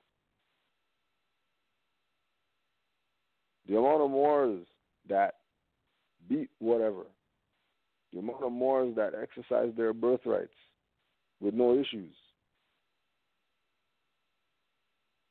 There's no way that you can go with what they're saying. Especially if Moors are telling you. Like, we're telling you that nationality is the order of the day. That's not just some stuff we're just saying just because we want to say something. We know nationality is the order of the day. Why? Because we got nationalities. And hey, everybody else who has nationalities, they tell us. Because they can't tell Negro, black, colored people. Right. And then you have Rick Smith coming out and trying to tell them they don't want to hear what he's saying. Peter Moon come out, tell them they're not trying to. David McRitchie come out, told them they're playing around. Right. Everybody's coming out and letting these people know. You know what I mean? All these people bringing out their movies, putting stuff in there, just things relative to Moors. Like, not even the broad spectrum of what Asiatics has done for humanity. We're talking specifically things relative to Moors. Like, you're watching a TV series and they're talking about Moors in the open. TV series. This comes on 9 o'clock in the night or whatever. Right. You know what I mean? There's a show running every night. And the theme of it is Moors. Now, they might be talking about land, and the series is about, you know, these two people running through a field or whatever like that. And, you know, Negro Black Colors, well, that has nothing to do with Moors. I don't see feathers in there and stuff like that. But through the whole thing, they're talking about Moors through the whole thing. And these people don't get it. Yeah. And everybody else is watching it, and they're recognizing what's going on. You know. But again, you know what I mean, Moors, we're going to do what we do. But keep in mind, you know, there's only going to be a handful to say, so don't kill yourself. You know what I mean? Focus on your family if you got that. Don't get crazy thinking that, you know, there's some, you know, the orgy party from the Matrix where all the Moors are going to be at, and the drums are going to be playing and stuff like that, and Moors are going to be partying. Because, yeah, we made it to the promised land of the Moors. And that's not what's going on. Yeah, and there's nothing wrong with having, you know, Moorish communities, like, nationalized, like everybody nationalized. Don't get me wrong, but it's insane to think that Moors from all over the world, all over the continent, is going to just come live on one block for no reason. Like, just to say we live on the same block. Like, it's just crazy. You know what I'm saying? It's just crazy. But, because that's already going on. It's like, because Moors are Moors regardless, you know? Like, that's what it is. But, it is what it is, man. It is what it is, bro. You know what I mean? Just remember, you know, don't jeopardize what you've built. You know what I mean? You know, again, the shallow things. Nobody said, you know, make sure you give her 2 apples. Don't be sleeping on the couch and stuff because you're trying to prove some more stuff. Like, it ain't worth the headache you're gonna get at home. Trust me. Yeah. It ain't worth the headache. You know what I mean? Make sure that you're adhering to the principles so that you're not caught up in stuff. Once you adhere to the principles, you're gonna have no issues. You can't. You know what I mean? And remember, like, you know, the principles are a gauge to where you are. So things are going to gravitate to you, and it's going to be lining up with one of these principles. Whatever lines up to the most, okay, well, that means that one is conquered. You know, it's time to go to the next one. And it's a cycle, because once you get to justice, you're going back to love again. Because after you kick that person's ass or whatever, you're going to have to help them mend their wounds. Yes. Right back to love again. And then you start right back over. And then you're going to get to justice, and it might be you that gets your ass kicked. All right. You know what I mean? and then you're going to learn about love because somebody's going to come mend your wounds. The last person that you thought would be the one to mend your wounds is the one who really loves you. Yeah. Right? Because Juali brought the stuff for us to get this stuff together.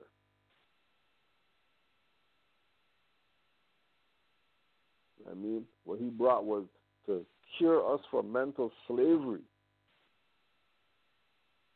Do you know what type of remedy that is? Curing that?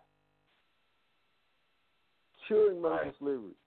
Not attempting to, or, you know, we're going to work towards, you know what I mean? Like ending it. Obliterating it. It not being in existence anymore. Mental slavery. Well, mental slavery is still around, though. And it's rampant now. But, you know, that's how it goes when you don't listen to the prophet. So, you know, right back again, 360. It's only going to be a handful saved. So Islam to all the Moors who are on the boat that left the dock. Absolutely. Absolutely. I yield the floor. And Yeah. Even with that, even in the tarot and everything, they talk about self-imposed prisons. You know what I'm saying? Mental slavery, and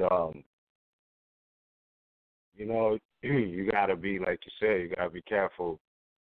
You know who you're dealing with too, because people try to push you into that sometimes. You know what I'm saying? But at the same time, it's all mental, so you can always come out of that, you know, and be free thought, free flow, free thinking.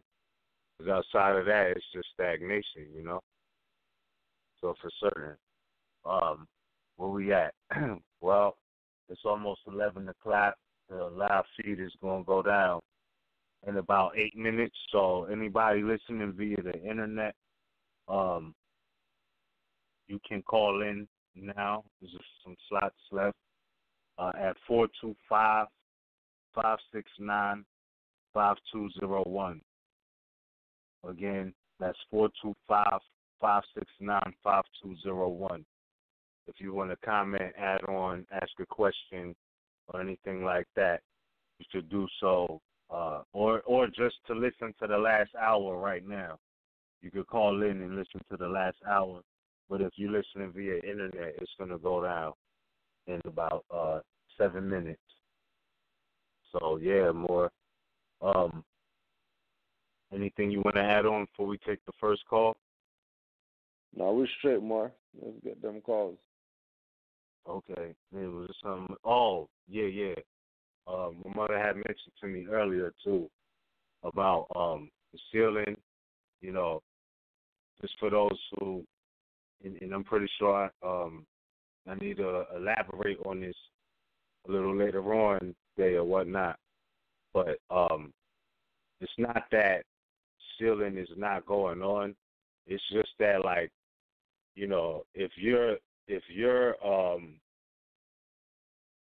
sending in, you know, documents to get sealed, and it's, you know, a group of like 3, 4, 5 of you, you know, like, y'all can be your own witness. That's what's being said. Like, you're worthy to witness each other's, you know, documentation. And then all Ani will have to do is just seal it. So just keep that in mind. You know, it's not like you Moors aren't worthy to witness your peers' documentation. And I think that's the core message that would like to be relayed, if I could say so, from the perspective of, like, no, it's not that, you know, you can't get a witness signature if you need it. But it's, you know, if you have somebody around you or more around you, they are definitely worthy to be your witness. That's just it, you know. So I'll put that on the record.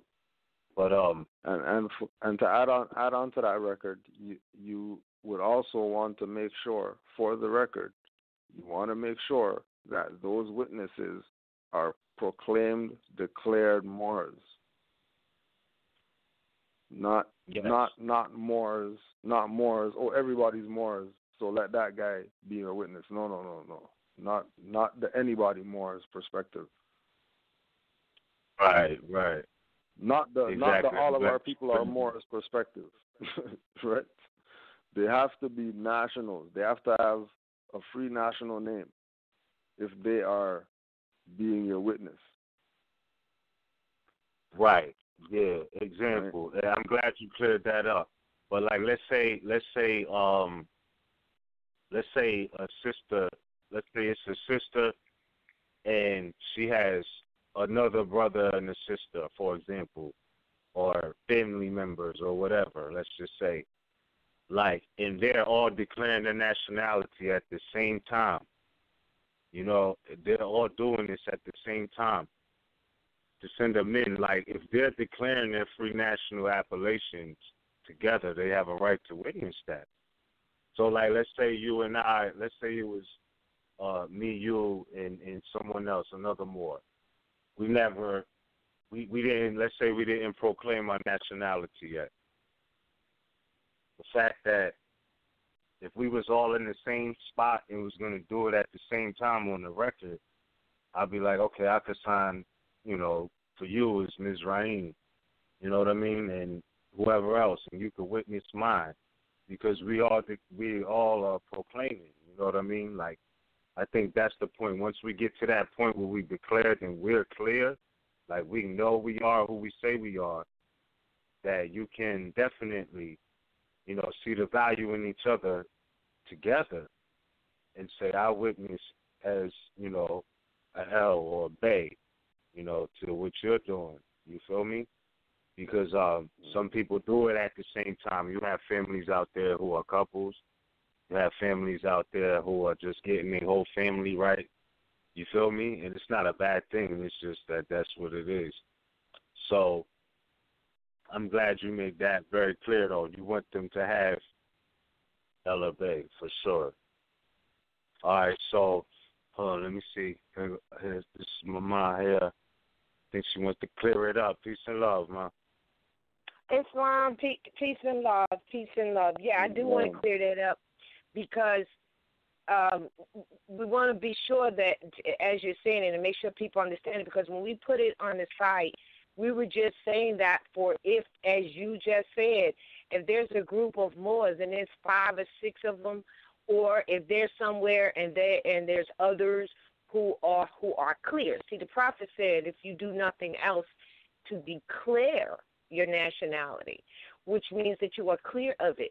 So that means if you have not yet actually gotten the proclamation back yourself, because proclaiming, remember, he says, and I believe it's 6, he says, we have to declare our nationality. Then he says, in these times we must proclaim it, which means proclaim absolutely means publish. So that means if you're a Moor and you are clear that you're that, and you have not published or did the judicial notice and name correction yet, you can in fact sign the person next to you as you both do this together, because you're both doing it together and you're clear that you're ill or Bey. That's what the clear means, that you're clear. You see? So we want to make, because it's a confusion. And so I understand what Cujo was saying, and we're saying the same thing, but people are misunderstanding what we're saying. Like, what we're saying, to put it in short, is if you right now want to put in your proclamation, we trust that you have already declared, because, see, there is no such thing as nationalizing. We just use that terminology.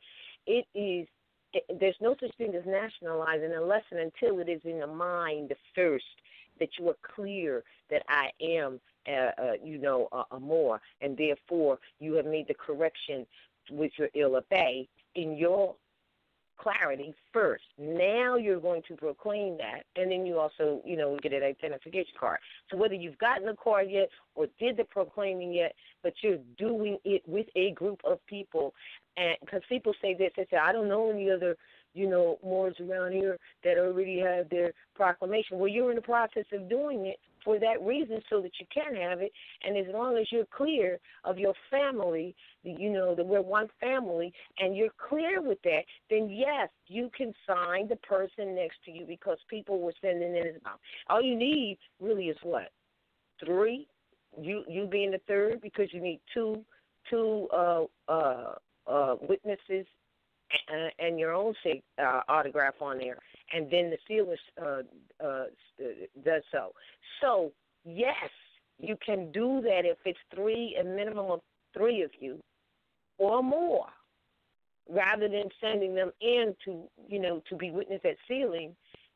You already send them in, even if that person does not have their proclamation yet, because they're in the process of doing it just like you are. But what Cujo is saying, just don't go out and find somebody who's in the Negro, colored, and black mentality, and then they're just going to sign ill just because you asked them to. That's what he's saying. No, you don't want to do that. You want to make sure that whoever is going to sign it is right, is aware of who they are, with the spirit of that autograph and the spirit of that title. Yeah, you definitely don't want somebody on there with the name like John Jacob Jingleheimer Smith or something like that. Like, no, you don't want, you know what I mean? You want the Yeah, don't fake it. Don't fake Freddie it. Jackson. Freddie Jackson. Maybe looking for a European. All right, I just wanted to make that clear. Thanks for making that clear.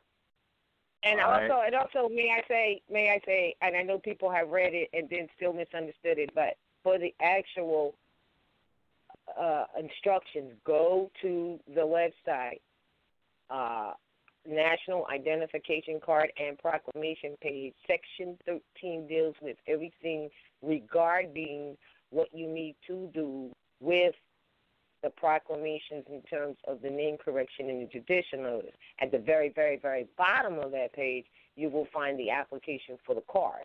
And we suggest highly to read the entire page if you have not already. And that's one of the reasons we put it down at the bottom, trusting that you will read, because the information in there is absolutely necessary to assist you in defending, or not defending, in being who you are. It's valuable information. So you should do that before you do anything. That's what being clear is. You've got to declare it with yourself first, then proclaim it. Because whatever you put in writing is just a brief that expresses your position regarding the matter. And lastly, the proclamation and judicial notice is not, I repeat, is not a contract. Mm-hmm. It's a lawful notice. So for all those people telling you you're contracting with RVBey, if you believe that, it means to us that you didn't read what you're about to sign. Not only does it say it at the top, it says lawful notice. Not permission, not contract, lawful notice. So if you believe that when these propagandists and these slanderers and all this stuff tell you you're contracting with RVBey, then you know what? Maybe you don't need to do it. Because until you are what? Back to what the prophet said, clear. And if you can't read that document and see that it is a lawful notice and not a contract, then you don't need to sign it. You really don't, until you are clear about that. It's on. Indeed. All right, cool. With that being said, we'll take our next caller. Thank you so much. You're welcome. For making that very clear. Indeed. So, no Smiths, Johnsons, or nothing like that. All right. Thanks, man. Cool. So caller 111. 111. You're live on the air. You there? Yes, greetings, my good brothers. How are y'all doing today? It's Balance on the check-in. It's long. Peace. Islam, Moor. All right. Y'all touching on some heavy topics today. I like that. You're touching on a whole slew of things, man. Y'all talking about that good stuff. Rex 84 is really in effect. But, the true Moors don't go for it because we already know what time it is, with the eyes wide open, checking it. But all that slandering that's going on, we don't got nothing to worry about because we in good hands, beyond all state. You know what I'm saying? Because, everything was always ours from the beginning. It's going to always be ours from the beginning to the end. So I wanted to share this with you and see how y'all look at it. It's this book I used to read a long time ago, which they titled African Holistic. So I just wanted to read something out of that to see from your point of view, do you see it the way that I see it, or do you see it differently than I see it? It says right here that the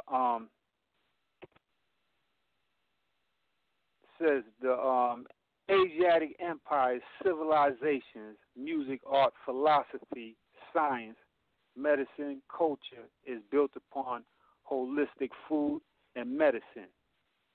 All right? MBCs who eat a modern diet are being oppressed and enslaved by the Albions through their stomach. This dietary enslavement results in dis-ease, which I know most people understand what dis-ease means. Constipation and bodily destruction. Eating this modern junk food, chemical waste, result in the abandonment, accumulations of toxins that a whole lot of NBCs are trapped within. That's why half of the time they don't pick up on a lot of things that you'll touch on, because the mind is frozen in time. So they will have to detox their bodies for a long period of time to come out of that spell that y'all were talking about earlier, in order to grasp most of the stuff you're saying that flies over their head most of the time.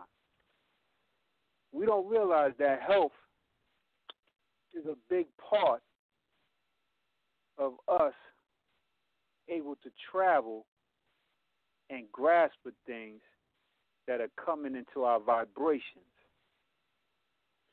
Times when we don't overstand, when we discuss things, is because the simple fact is we disrespect nature. And when we disrespect nature, we fall into that category where we doomed to fail. And that brings up the dysfunctions that most of us have taken on from the Albions. So as they keep profiting off of our lack of understanding that if we don't get our health right to the fullest, most of us ain't going to make it, because they know in order for them to survive, and they own a lot of these commercial businesses that are profiting off of a lot of NBCs a lot, and we have to go to them most of the time to get what we need. We got to take this in consideration that, like Rex 84 told us, we are at war, no matter how we want to look at it. So we just got to constantly come up with a strategy where we can surmount, push all things to the side, and keep going full throttle forward. And those that don't get it, like how it's been said, they will come right back again through the sea. And that's the beauty of it. And I fall back and I yield the floor. It's long. Peace, Moor. Yeah, definitely got to agree with that. Said it any better. You know, that's definitely what's going on. I second that. Sure. Yeah. Real talk. You said it well. And I disagree with that. So, for sure, certain. There's so many branches to the health, mental health, all of that. You know? Yeah. But yeah. Ujo, you want to add anything on before we move on? Yeah.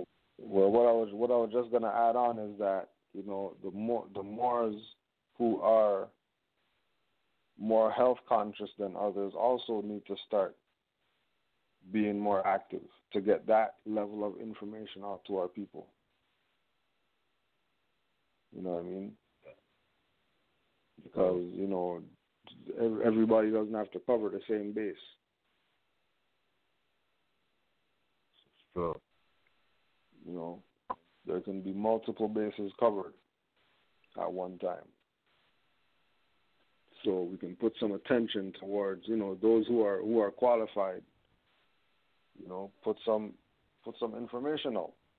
Help out the brothers and sisters who are, you know, they already got the law down, but they really need health assistance. No doubt. or they need spiritual alignment assistance, or they might need yoga assistance. You know what I'm saying? So don't limit your lane of activity to being something that, is gonna get all the Moors like, oh, the Moor did that or whatever. It's that the shallow waters is what really runs deep. So it's the little things that you do that have the biggest impact. It's not the big things. It's not that you went into court and you beat the case. It's the two people that came up to you after and said, hey, I've been hearing about Moors or whatever. Is that really what this is about? And they want to know more. Right. It's never about you. Shatter the ego. It's always about the next individual who wants to know. And in curing them, you cure yourself. It's just natural. That's just how it goes.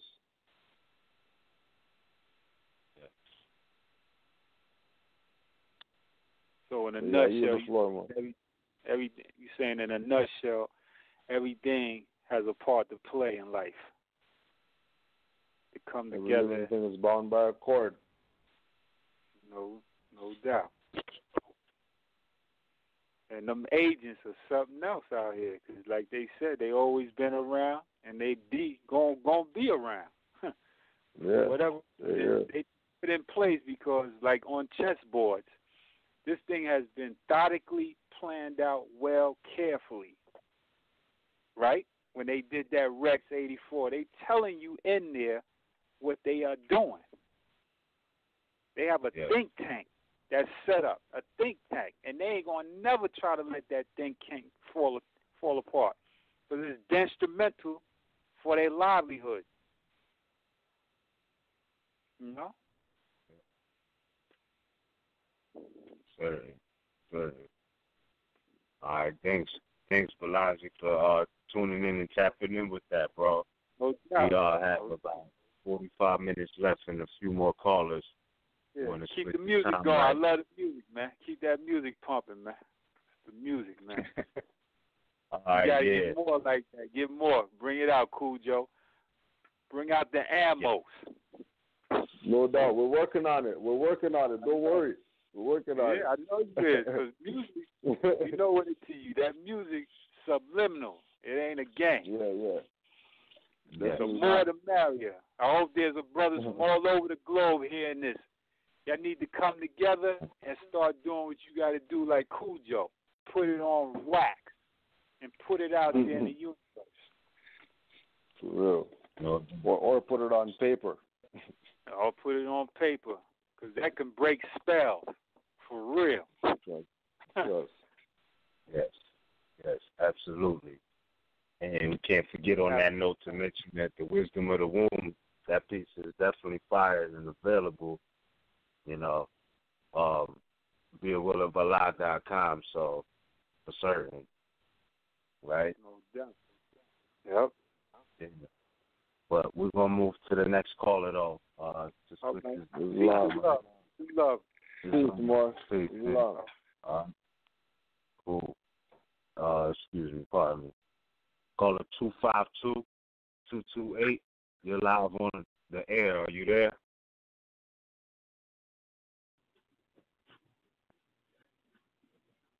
Please call it 252-228.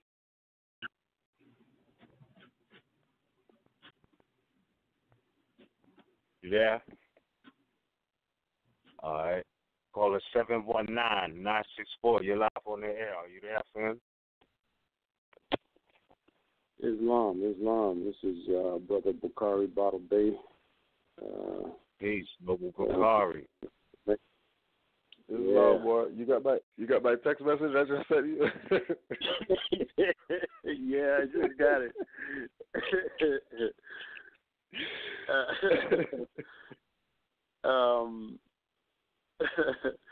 You got me laughing now. I'm trying to get my breath here. I'm gonna reason why I'm calling. I wanted to share something that's like, this is wonderful. This is the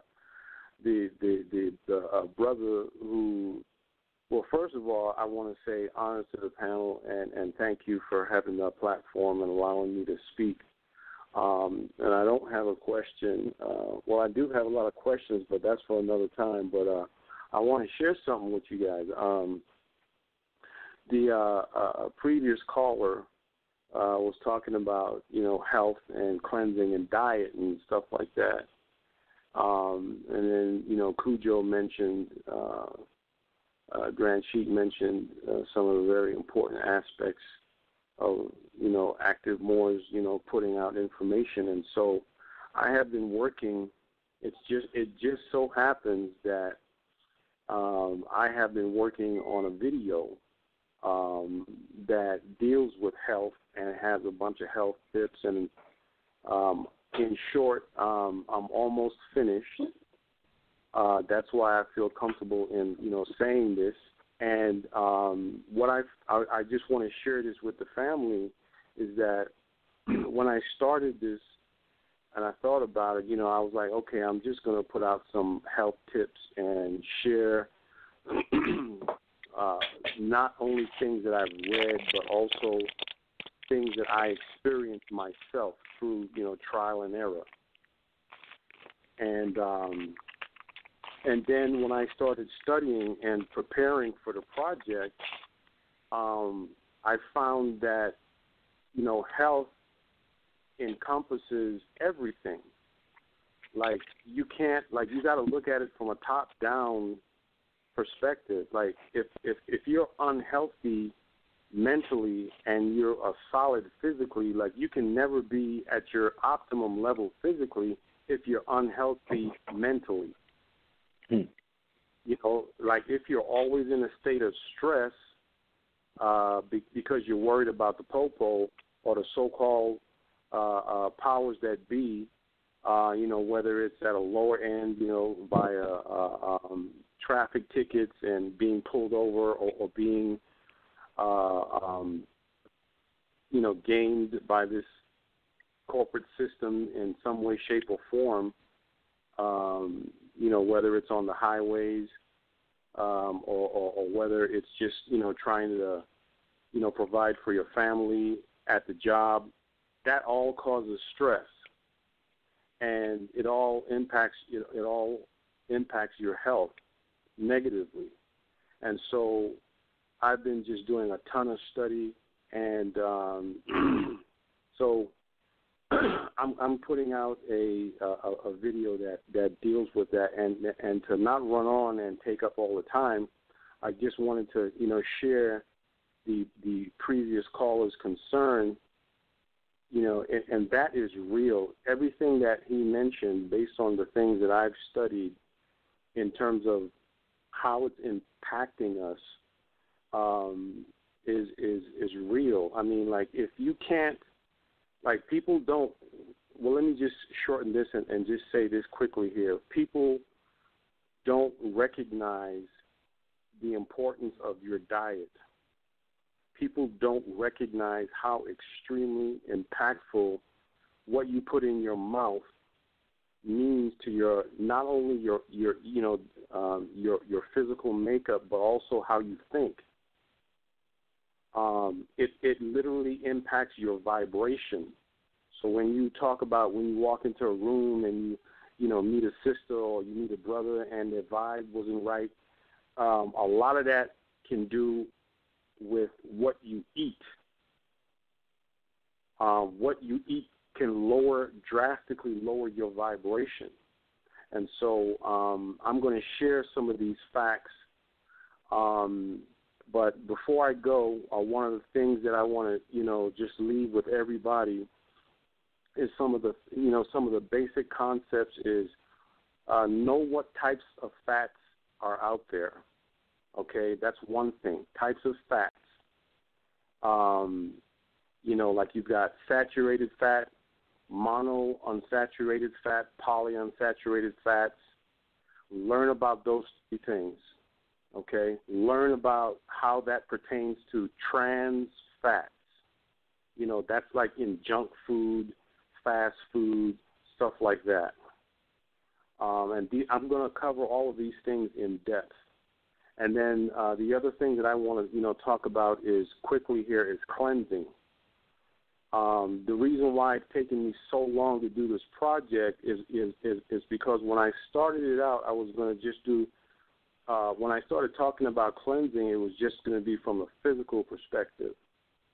But you can't just focus on that. You have to talk about the ethereal side of things, because if you you can do 100 push-ups, 300 sit-ups, and run the mile and run 2 miles in sub 11s or sub 10s, that does not mean that you're a healthy person. Okay, that's just one aspect. There are a lot of things that can be wrong with you physically, mentally, etherically, or what people refer to as spiritually. And so you need to look at cleansing from a total perspective to help you get to that optimum level. And so again, kudos to that brother who just called in, and I'm going to also yield the floor at this time. I don't want to take up too much time, but so I yield the floor. Islam. Peace and love. Islam. And love, yes. Thank you for taking your time and going in on that. I look forward to watching that video for sure. So, thanks, Noble, for putting this on alert. Oh, if you want to let the people know how they're going to be able to watch it or obtain it, where can we watch it at? Yes. I have a YouTube channel, and it is very simple. Just go to YouTube and type in RVBey, and that's where it's going to be. That's where I'm going to upload it to, and it should be done. Right now, I'm just editing some audio and putting together and just finishing up the production phase of doing slides and finish them up and designing them and stuff like that. So within the week, it's going to be up on YouTube. In other words, within the upcoming week, it will be uploaded to YouTube. No doubt. Well, you already know we got the MHHS Eyes Wide Open blog talk every Tuesday. So it's nothing to call in and just keep the people informed like that as well, or, et cetera, different ways. But definitely, I definitely look forward to watching that, though, for sure.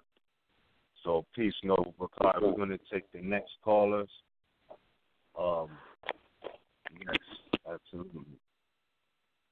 All right. So call us 706-424. You're live on the air. Are you there? Islam Moor. Islam, can you hear me? Islam. Yes. Islam. Yeah. Islam to the family. I had to put my hand up because the brother called in before Brother Bakari has spoke on the diet and the health. When I heard that, I had to call in and just add on. And it is true how Cujo always says that everything runs and run cord. Just as Brother Bakari was working on a video and the other brother called in and read that passage, it touched me in my life. I suffer from health problems.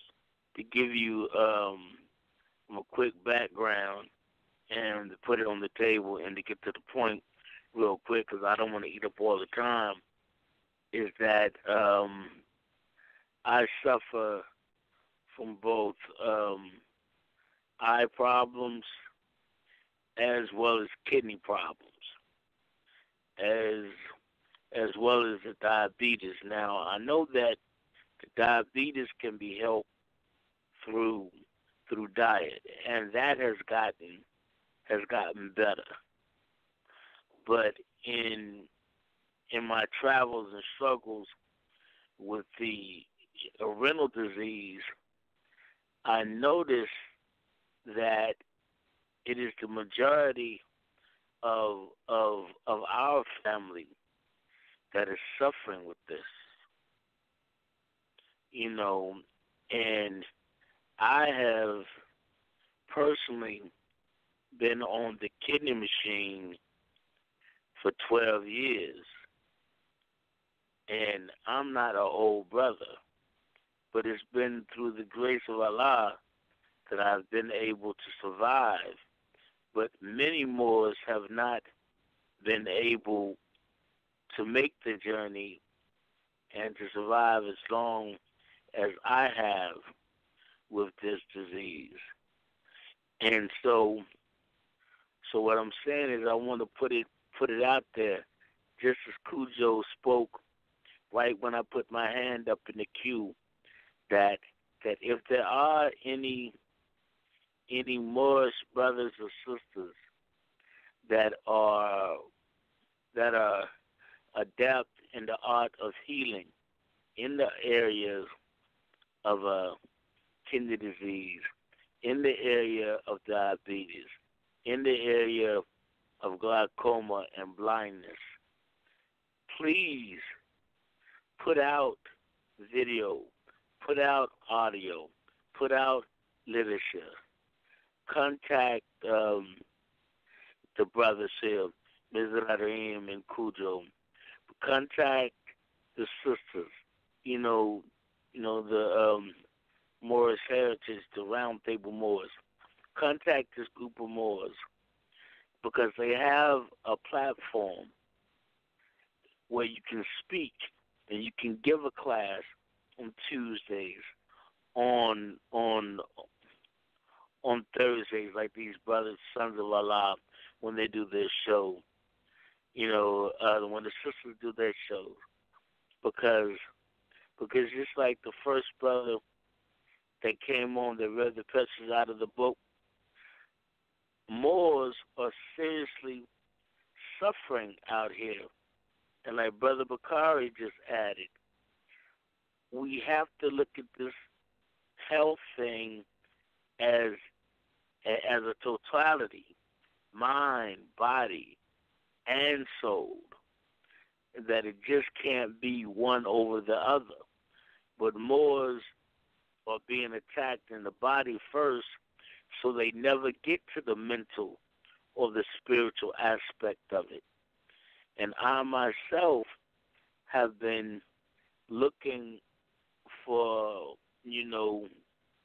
a healer, information, a way to heal myself, because I am limited to just audio, because I don't have the sight to study, so I listen to everything that I can, and my spirit discerns what is truth and what is false.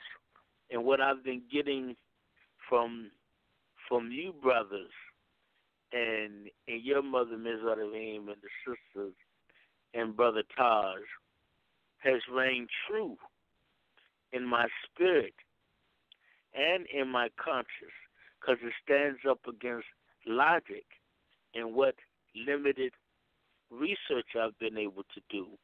So I said that to say this to all the other Moors out there around listening, that you can get your information from RVBey publications. You can trust your information not because they said it, but because they present it and then tell you to go research it yourself. So in part, what I'm saying is you can trust their information because they put it on the table for you to research, and you should be able to trust yourself.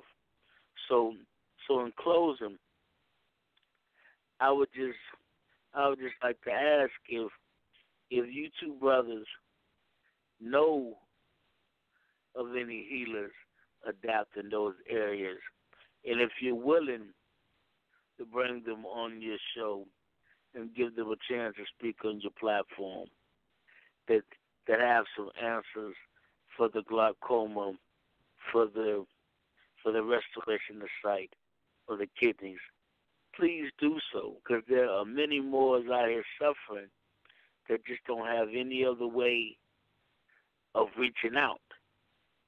And with that, I yield the floor. Thank you. No doubt. Islam, thank you, Moor. Absolutely. Yeah. Big thing for you. And I will say, now I'm thinking about it, I want to give an acknowledgement to the sister Dana, our so-called Pittsburgh. The video of the sister, she was breaking some things down, and I'm going to make it my duty to post that within like the next couple of days, because she that's what she does. I hope it will be helpful. I'm not sure. I mean, I'm sure there's a lot of health tips, but I can't remember everything she was talking about. But I am gonna just put that out there, because you definitely, it's in the air, it's in the universe. Everybody, 3 callers back to back, is mentioned in the subject. So it's like, okay, so I'll put what I have out there to share. I know it's an Aboriginal. Oh, well, for certain. So yeah. All the not to cut you off more, but what's your YouTube channel? Oh, Mantis Views 29. That's Mental Mantis, Views. Mantis, like praying mantis. Mantis. Oh, okay. Mantis. Yeah, Mantis Views, like Vision Views, VIEWS, and 29. Yes. Mantis Views 29. Okay, more than that would be helpful. Yeah, one more reference that you can check out is Dr. Layla Africa. Yeah. Does he have a lot of stuff on YouTube? I've heard of him. Yeah, he should have some stuff up there. He should have some stuff. I'll try to find some links. Yeah. And try to get so before I go, man, I'd just like to say, Sam, Islam, to all the family, to all the work that you guys do, and the sisters, as well as the Grand Sheikh Brother Taj, and to say, in the spirit of the conversation that we're having right now, peace to the spirit of the brother, the Dr. Sabi, and it was wrong. And it was wrong what they did to him, but I just want to say peace to the brother. Yes, I was definitely going to say that. Hey, pardon me. I just got a text from my mother. She wanted to interject or extend her help, shall I say. She was saying that dandelion tea helps cleanse the kidneys, but also is it all right to take your number and possibly exchange information, like with your Gmail and things like that? Yeah. Okay. So please do. Now, I will tell you that I don't do much emailing. I'm not able to do that, but I'll be willing to take any calls that you give me. I mean, right. Yes, please. You have my permission. Call me. No problem. And what's your appellation, bro? I'm sorry. I didn't say that when I came when I called in. This is Brother J.B. All right. Cool. No problem, Brother J.B. For certain. All right, so we'll keep you posted. And thank you highly for your call, man. All right. Thank you. Islam. Islam. Peace and love, man. Peace. For certain. Peace, Noble. Wow. Caller 404-644. You're live on the air. Are you there?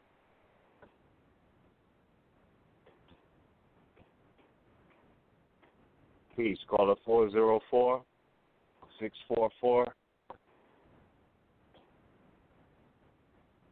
We hear you back there. Yeah, gonna keep it moving. Caller 914-382. You live on the air. Islam. Peace and love. Peace and love to all the Moors. Peace and love and all the Moor viruses. This is William L. I haven't called for a while because I was going through some adversities, but I finally have a chance to call and touch base with my family. And I was listening, and I learned a few things, but I'm still gonna wait before I even elaborate on anything. I'm gonna wait and let it soak in, and then probably by next Thursday, when I have a better understanding, then I'm gonna elaborate on that. But I just called just to give my energy to the family because I miss y'all. And by next week, I already established with the area that I'm frequenting near to allow me to, well, not allow me, but to respect that I have to go to my school in order to learn and be able to deal with the civics and the adversities out there every time I step out the door and into these fields of danger that I have to be aware of. I'll give you brothers high honors. I'm very aware of the work that you all put in. I respect you. I love y'all. Keep doing it. I will be present next Thursday in the physical, so that way I can be able to interact and be amongst my brothers and be able to generate and vibrate at a higher level. Like I said, I give high honors to all you brothers, and I give high honors to all the rest of the nation family that are putting in work, that are learning how to put in work. I'm not sure if you remember that I currently just overcame the adversity of the so-called federal government trying to keep me in the matrix. But through the studying of RVBey publication and all the literature that is on there, that is actual fact, and I know through experience and actually using and putting the information into action, I know that the information is real. I know that all the brothers and sisters know what they're talking about, and they have gone through it. And if those who are new, who just have come into the fold of knowing who they are, once you have got to that point and you feel comfortable in attacking certain issues, please do, because that's where your lessons come through. It comes through your experience. First, you have to absorb it.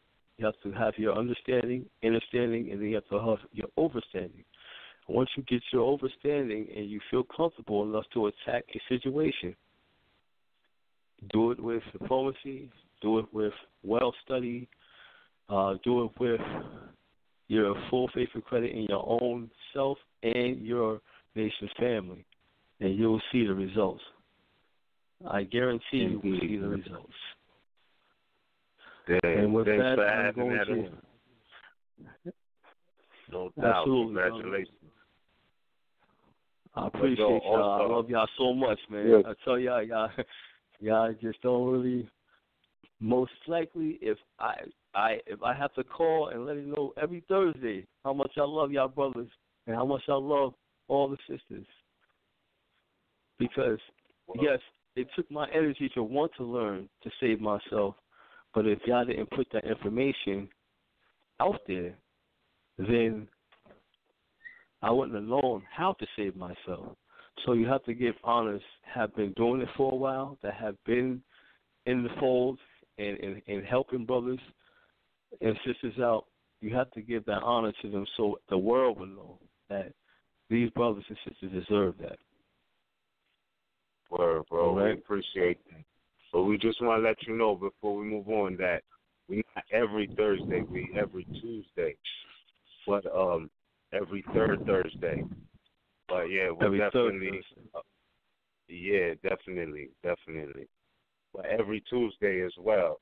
So keep that in mind too. But Brother Will I Am, man, we thankful that you came up out of that adversity situation. And we look forward to seeing you soon and talking to you again. You know what I mean? Maybe we can get you on and tell your full stories, you know? Absolutely.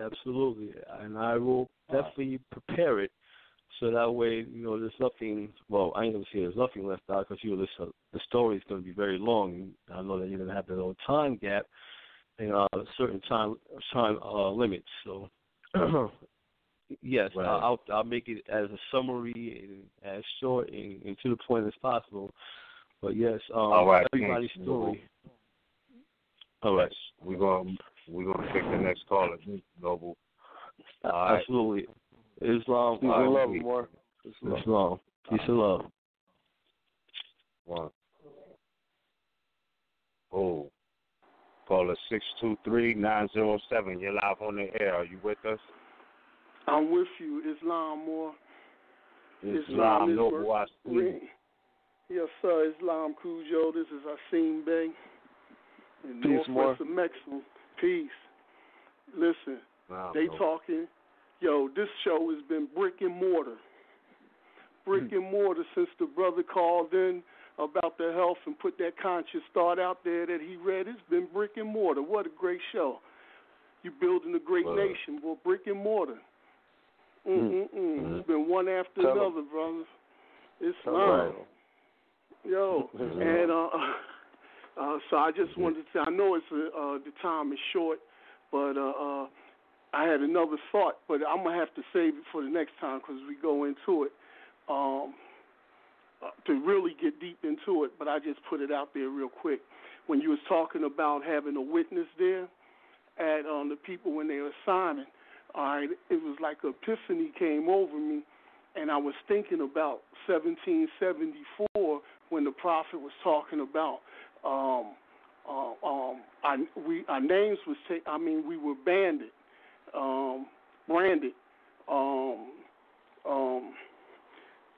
Negro, black, color. It's a difference. No, I wanted to say it's a difference in when someone say they are a slave or has been enslaved. One, you come from a perspective of freedom to enslavement. So to think about that and to think about a witness, I was thinking about that time period, the Moors in that time period. In their minds, they were still declared Moors. Even though they were enslaved, they still were declared Moors. Right. I was thinking. And when people understand this thing, the proclamation thing, see, your nationality, from my perspective, can't be taken from you. You're born with it. It can't be taken from you. So to be robbed and stripped of your nationality, I'm thinking would be impossible. So a lot of those Moors continued being Moors and continued doing what they were doing, but was not proclaimed. And so in order for it to be stripped away, then it was a legal procedure that went on. And so to correct that, you have to deal with that legal procedure because that was the root of it. Just like if you say we got to get up from when we fell down at. Yes. You know, so when your mom was speaking about, listen, all we ever had to do was proclaim it. Yeah. You know, it would have been at the stake maybe of death or some physical things because it was a physical time, that physical energy going on. But yet in the matter, though, you were still transformed as a declared and proclaimed Moor. Even at that time, if it caused you the loss of it. But I don't want to go too deep in it, but that was that I had, the epiphany that I had. You know, that it came to me when your mom, when Roz was talking about that. So, I mean, the show, though, has been brick and mortar. Love it. The energy about the health, the brother calling in. I do want to say we all are healers. We all are healers. And so we have to get that in the mindset and dealing with the health. Even when you're taking a shower, taking a bath, and you cleansing your leg, and you cleansing the right leg and the left leg, you know, treat that with love. Cleanse it with love, that touch, that feeling, that vibration back into the body. And then invoke the healing power that you have through words. You know, tell yourself to heal yourself and to use these hands as I clean my legs to send that vibration to heal that because, you know, at different parts of the limb, you know, for instance, between the ankle and the knee, on the side of the leg, if you hit those areas, they deal with the kidneys. But they down in your legs. Islam. Check this too, brother. I seen the fact that washing is a ritual. Like, people took the ritualistic aspect out of cleaning themselves, like you was just saying. You know what I mean? And it correlates still back to what Noble Drew Ali was saying about white meaning purity. So you know the ablution is et cetera. Like, you know, that those are rituals, clean hands, all of these things. You know, going back to what we started to show off that with the duality of things. You know what I'm saying? I know that. You know what I'm saying? I know that. Those rituals work because you're dealing with the elements still. You know what I mean? That's right. Like, people take earth baths, mud baths. You know what I'm saying? Get purified by coming close to the fire, not playing with fire. But you know what I mean? Like, this is eternal purification. So there's so many ways to use nature to cleanse yourself. It's the elements. That's really this is what it is, man. But, man, definitely. So, I'm going to yield the floor, and maybe if there's another caller that might can get in a few extra minutes. But for another time, it's been a great show. Brick and mortar, brothers. Word, thank you. It's crazy. One more thing, I got to say this before I leave, though, to the last brother that called. He sounded like a young brother. So, always give honor and thanks to all the brothers and sisters that's putting in the work, but never forget the prophet, brother. Never forget the prophet. You know, so, you know, just get, you know, hold that thought to your, you know, close to your bosom, close to your heart, brother. Islam. I yield the floor. Mm-hmm. All right, Islam. All right. Yeah, y'all, it's crazy. Cujo got knocked off the line. Can't get back in, but all is well. We got a couple minutes left. We're going to take another caller. Caller 215-868. You're live on the air. Are you with us, man? Islam. Yes, this is Ines Eel calling from Northwestern Nexum, Philadelphia Territory. Firstly, I want to give thanks and honor much to Prophet Noble Drew Ali that I am a conscious Moor this day. I have learned so much and so much more to learn and being who I am.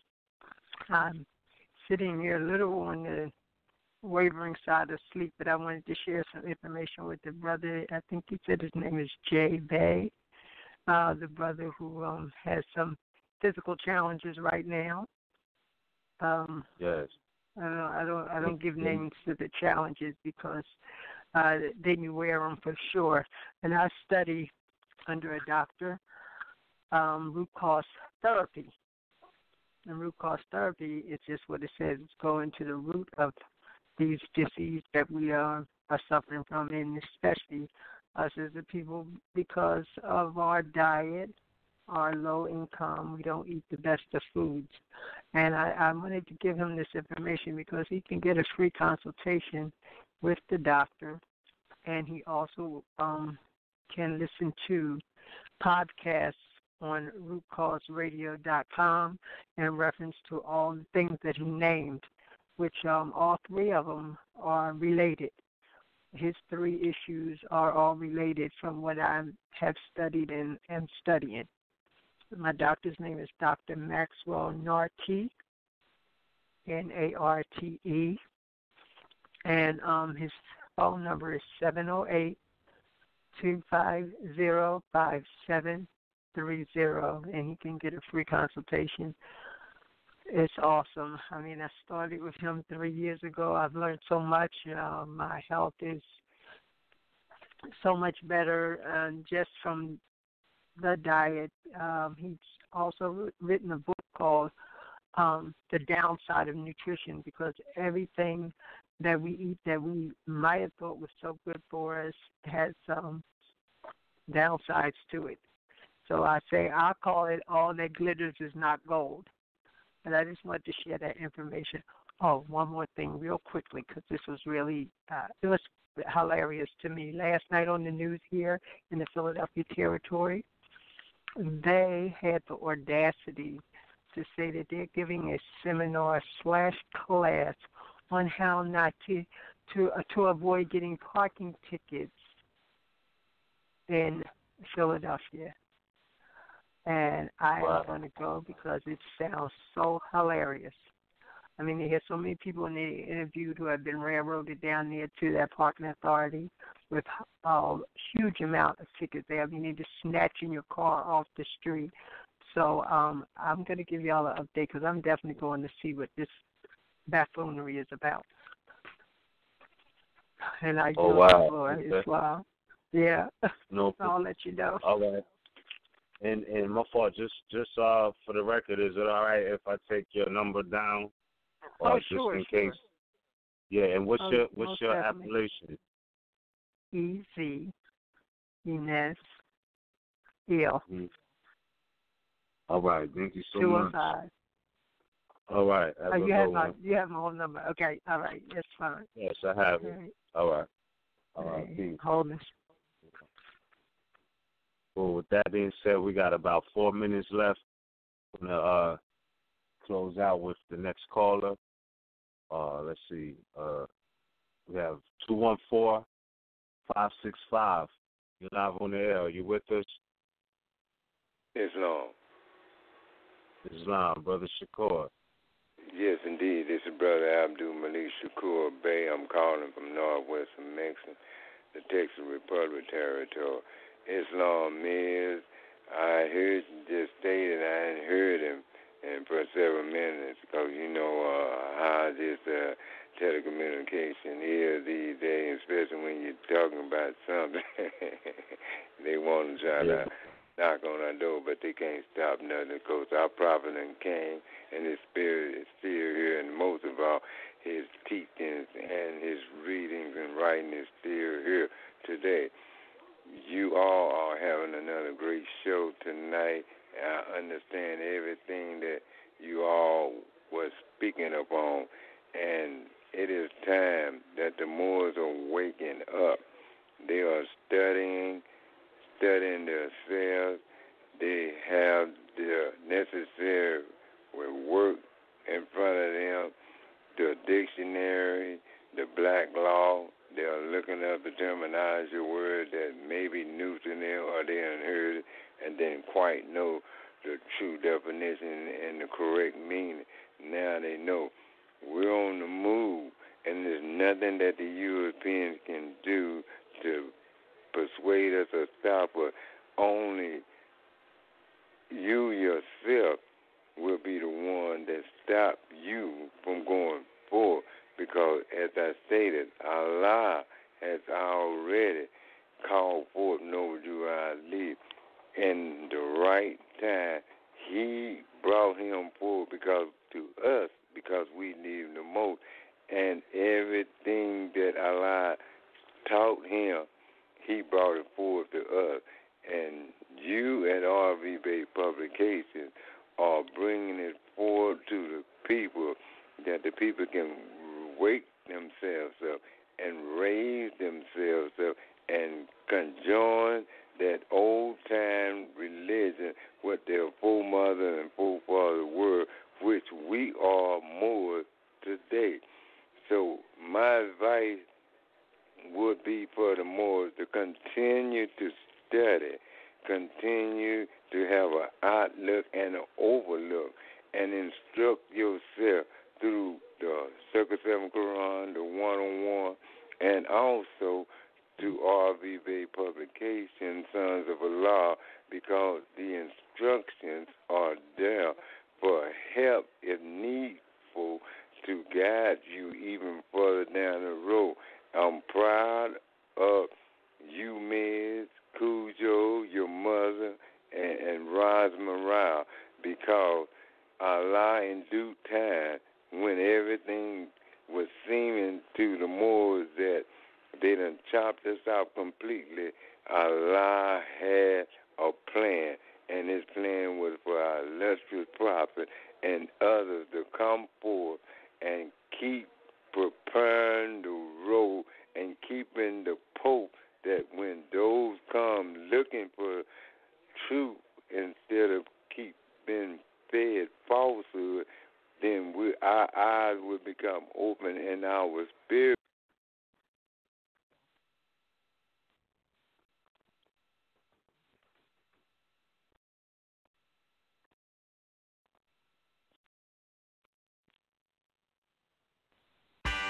Attention outlet shoppers. Right now, save 50 to 70% off everything for the family. At factory stores and online. With shorts from $14.99. These can't see, right? I don't know. They can see. Live can see. This is Moorish science. I woke up about 9:45, just another day in my life to make it. Even though my face can't really be shaved, yet I'm patient. Brush my teeth in the basin. Grew up, flew up to 6-foot sinkhole. Through rooms I ducked, my head hit shingles. Felt like yesterday I had to climb and take a tinkle, but now I bow my head for the sprinkles that hit my head. So many changes that I live drunk and red, don't really make it. Am I really done with lead? Some niggas shaking. I'm tired of looking through the eyes of this Satan. My denials, my lies, find me trapped with temptation. Mirror, mirror on the wall, I fear I'm about to fall. Life ain't fair when I'm out the yard. In the dark, I see fear, I see flares as I hear the roar. My affairs keep straying from the law. Some things I'm praying for, better days. Celebrate with real family holidays, like all the days I slept. Gotta seize that, gotta ease back, gotta clean my mess. Back to reality, what do I see? It's your man JB. Still good in the hood, my soldiers living every day to the fullest. Fear no man, just loading my bullets. It's like a jungle sometime, it make me wonder how I resist the urge to pull it. My trigger, my we don't play, but we gotta teach the youth the truth to live a better way. War equals death, ain't nobody wins. My homie took his last breath trying to repent his sins, so now we take things a little more serious. No cop or judge instilling fear in us. We the gods on earth, since birth we learned to put God first. Stay blessed up. My niggas get on the turf, stay vest up. The ongoing cycle of a young buck. The unit full of G's, no 50 Cent. It's GCP, the streets know the Now best. I sit back and recollect on past times when I was too young to handle, trying to avoid the guilty crimes. I used to just write lyrics and bubbling beefs was on my mind. It was all about having fun. As long as the sun would always shine, wasn't concerned with no money. All I wanted to do was rhyme, and I had those feelings to 93 from 89. And I hated school, though I thought it was necessary. Of naggers left, I was on the hot block daily, and I seen nothing lately happen in my face, and it hurts like a bitch. And those memories I can't erase. Try not to dwell on the past, cause times can't be replaced. And a prophet once said, don't marvel at the former days. It's not a wise inquiry, need to turn a new page, start a new chapter in this book called The Stage. We ain't afraid of the rapture, new world, new age. But mind you get captured, the brain's already in a cage. My memory serves as should. Summer sun has me feeling oh so good, so good. I've been raised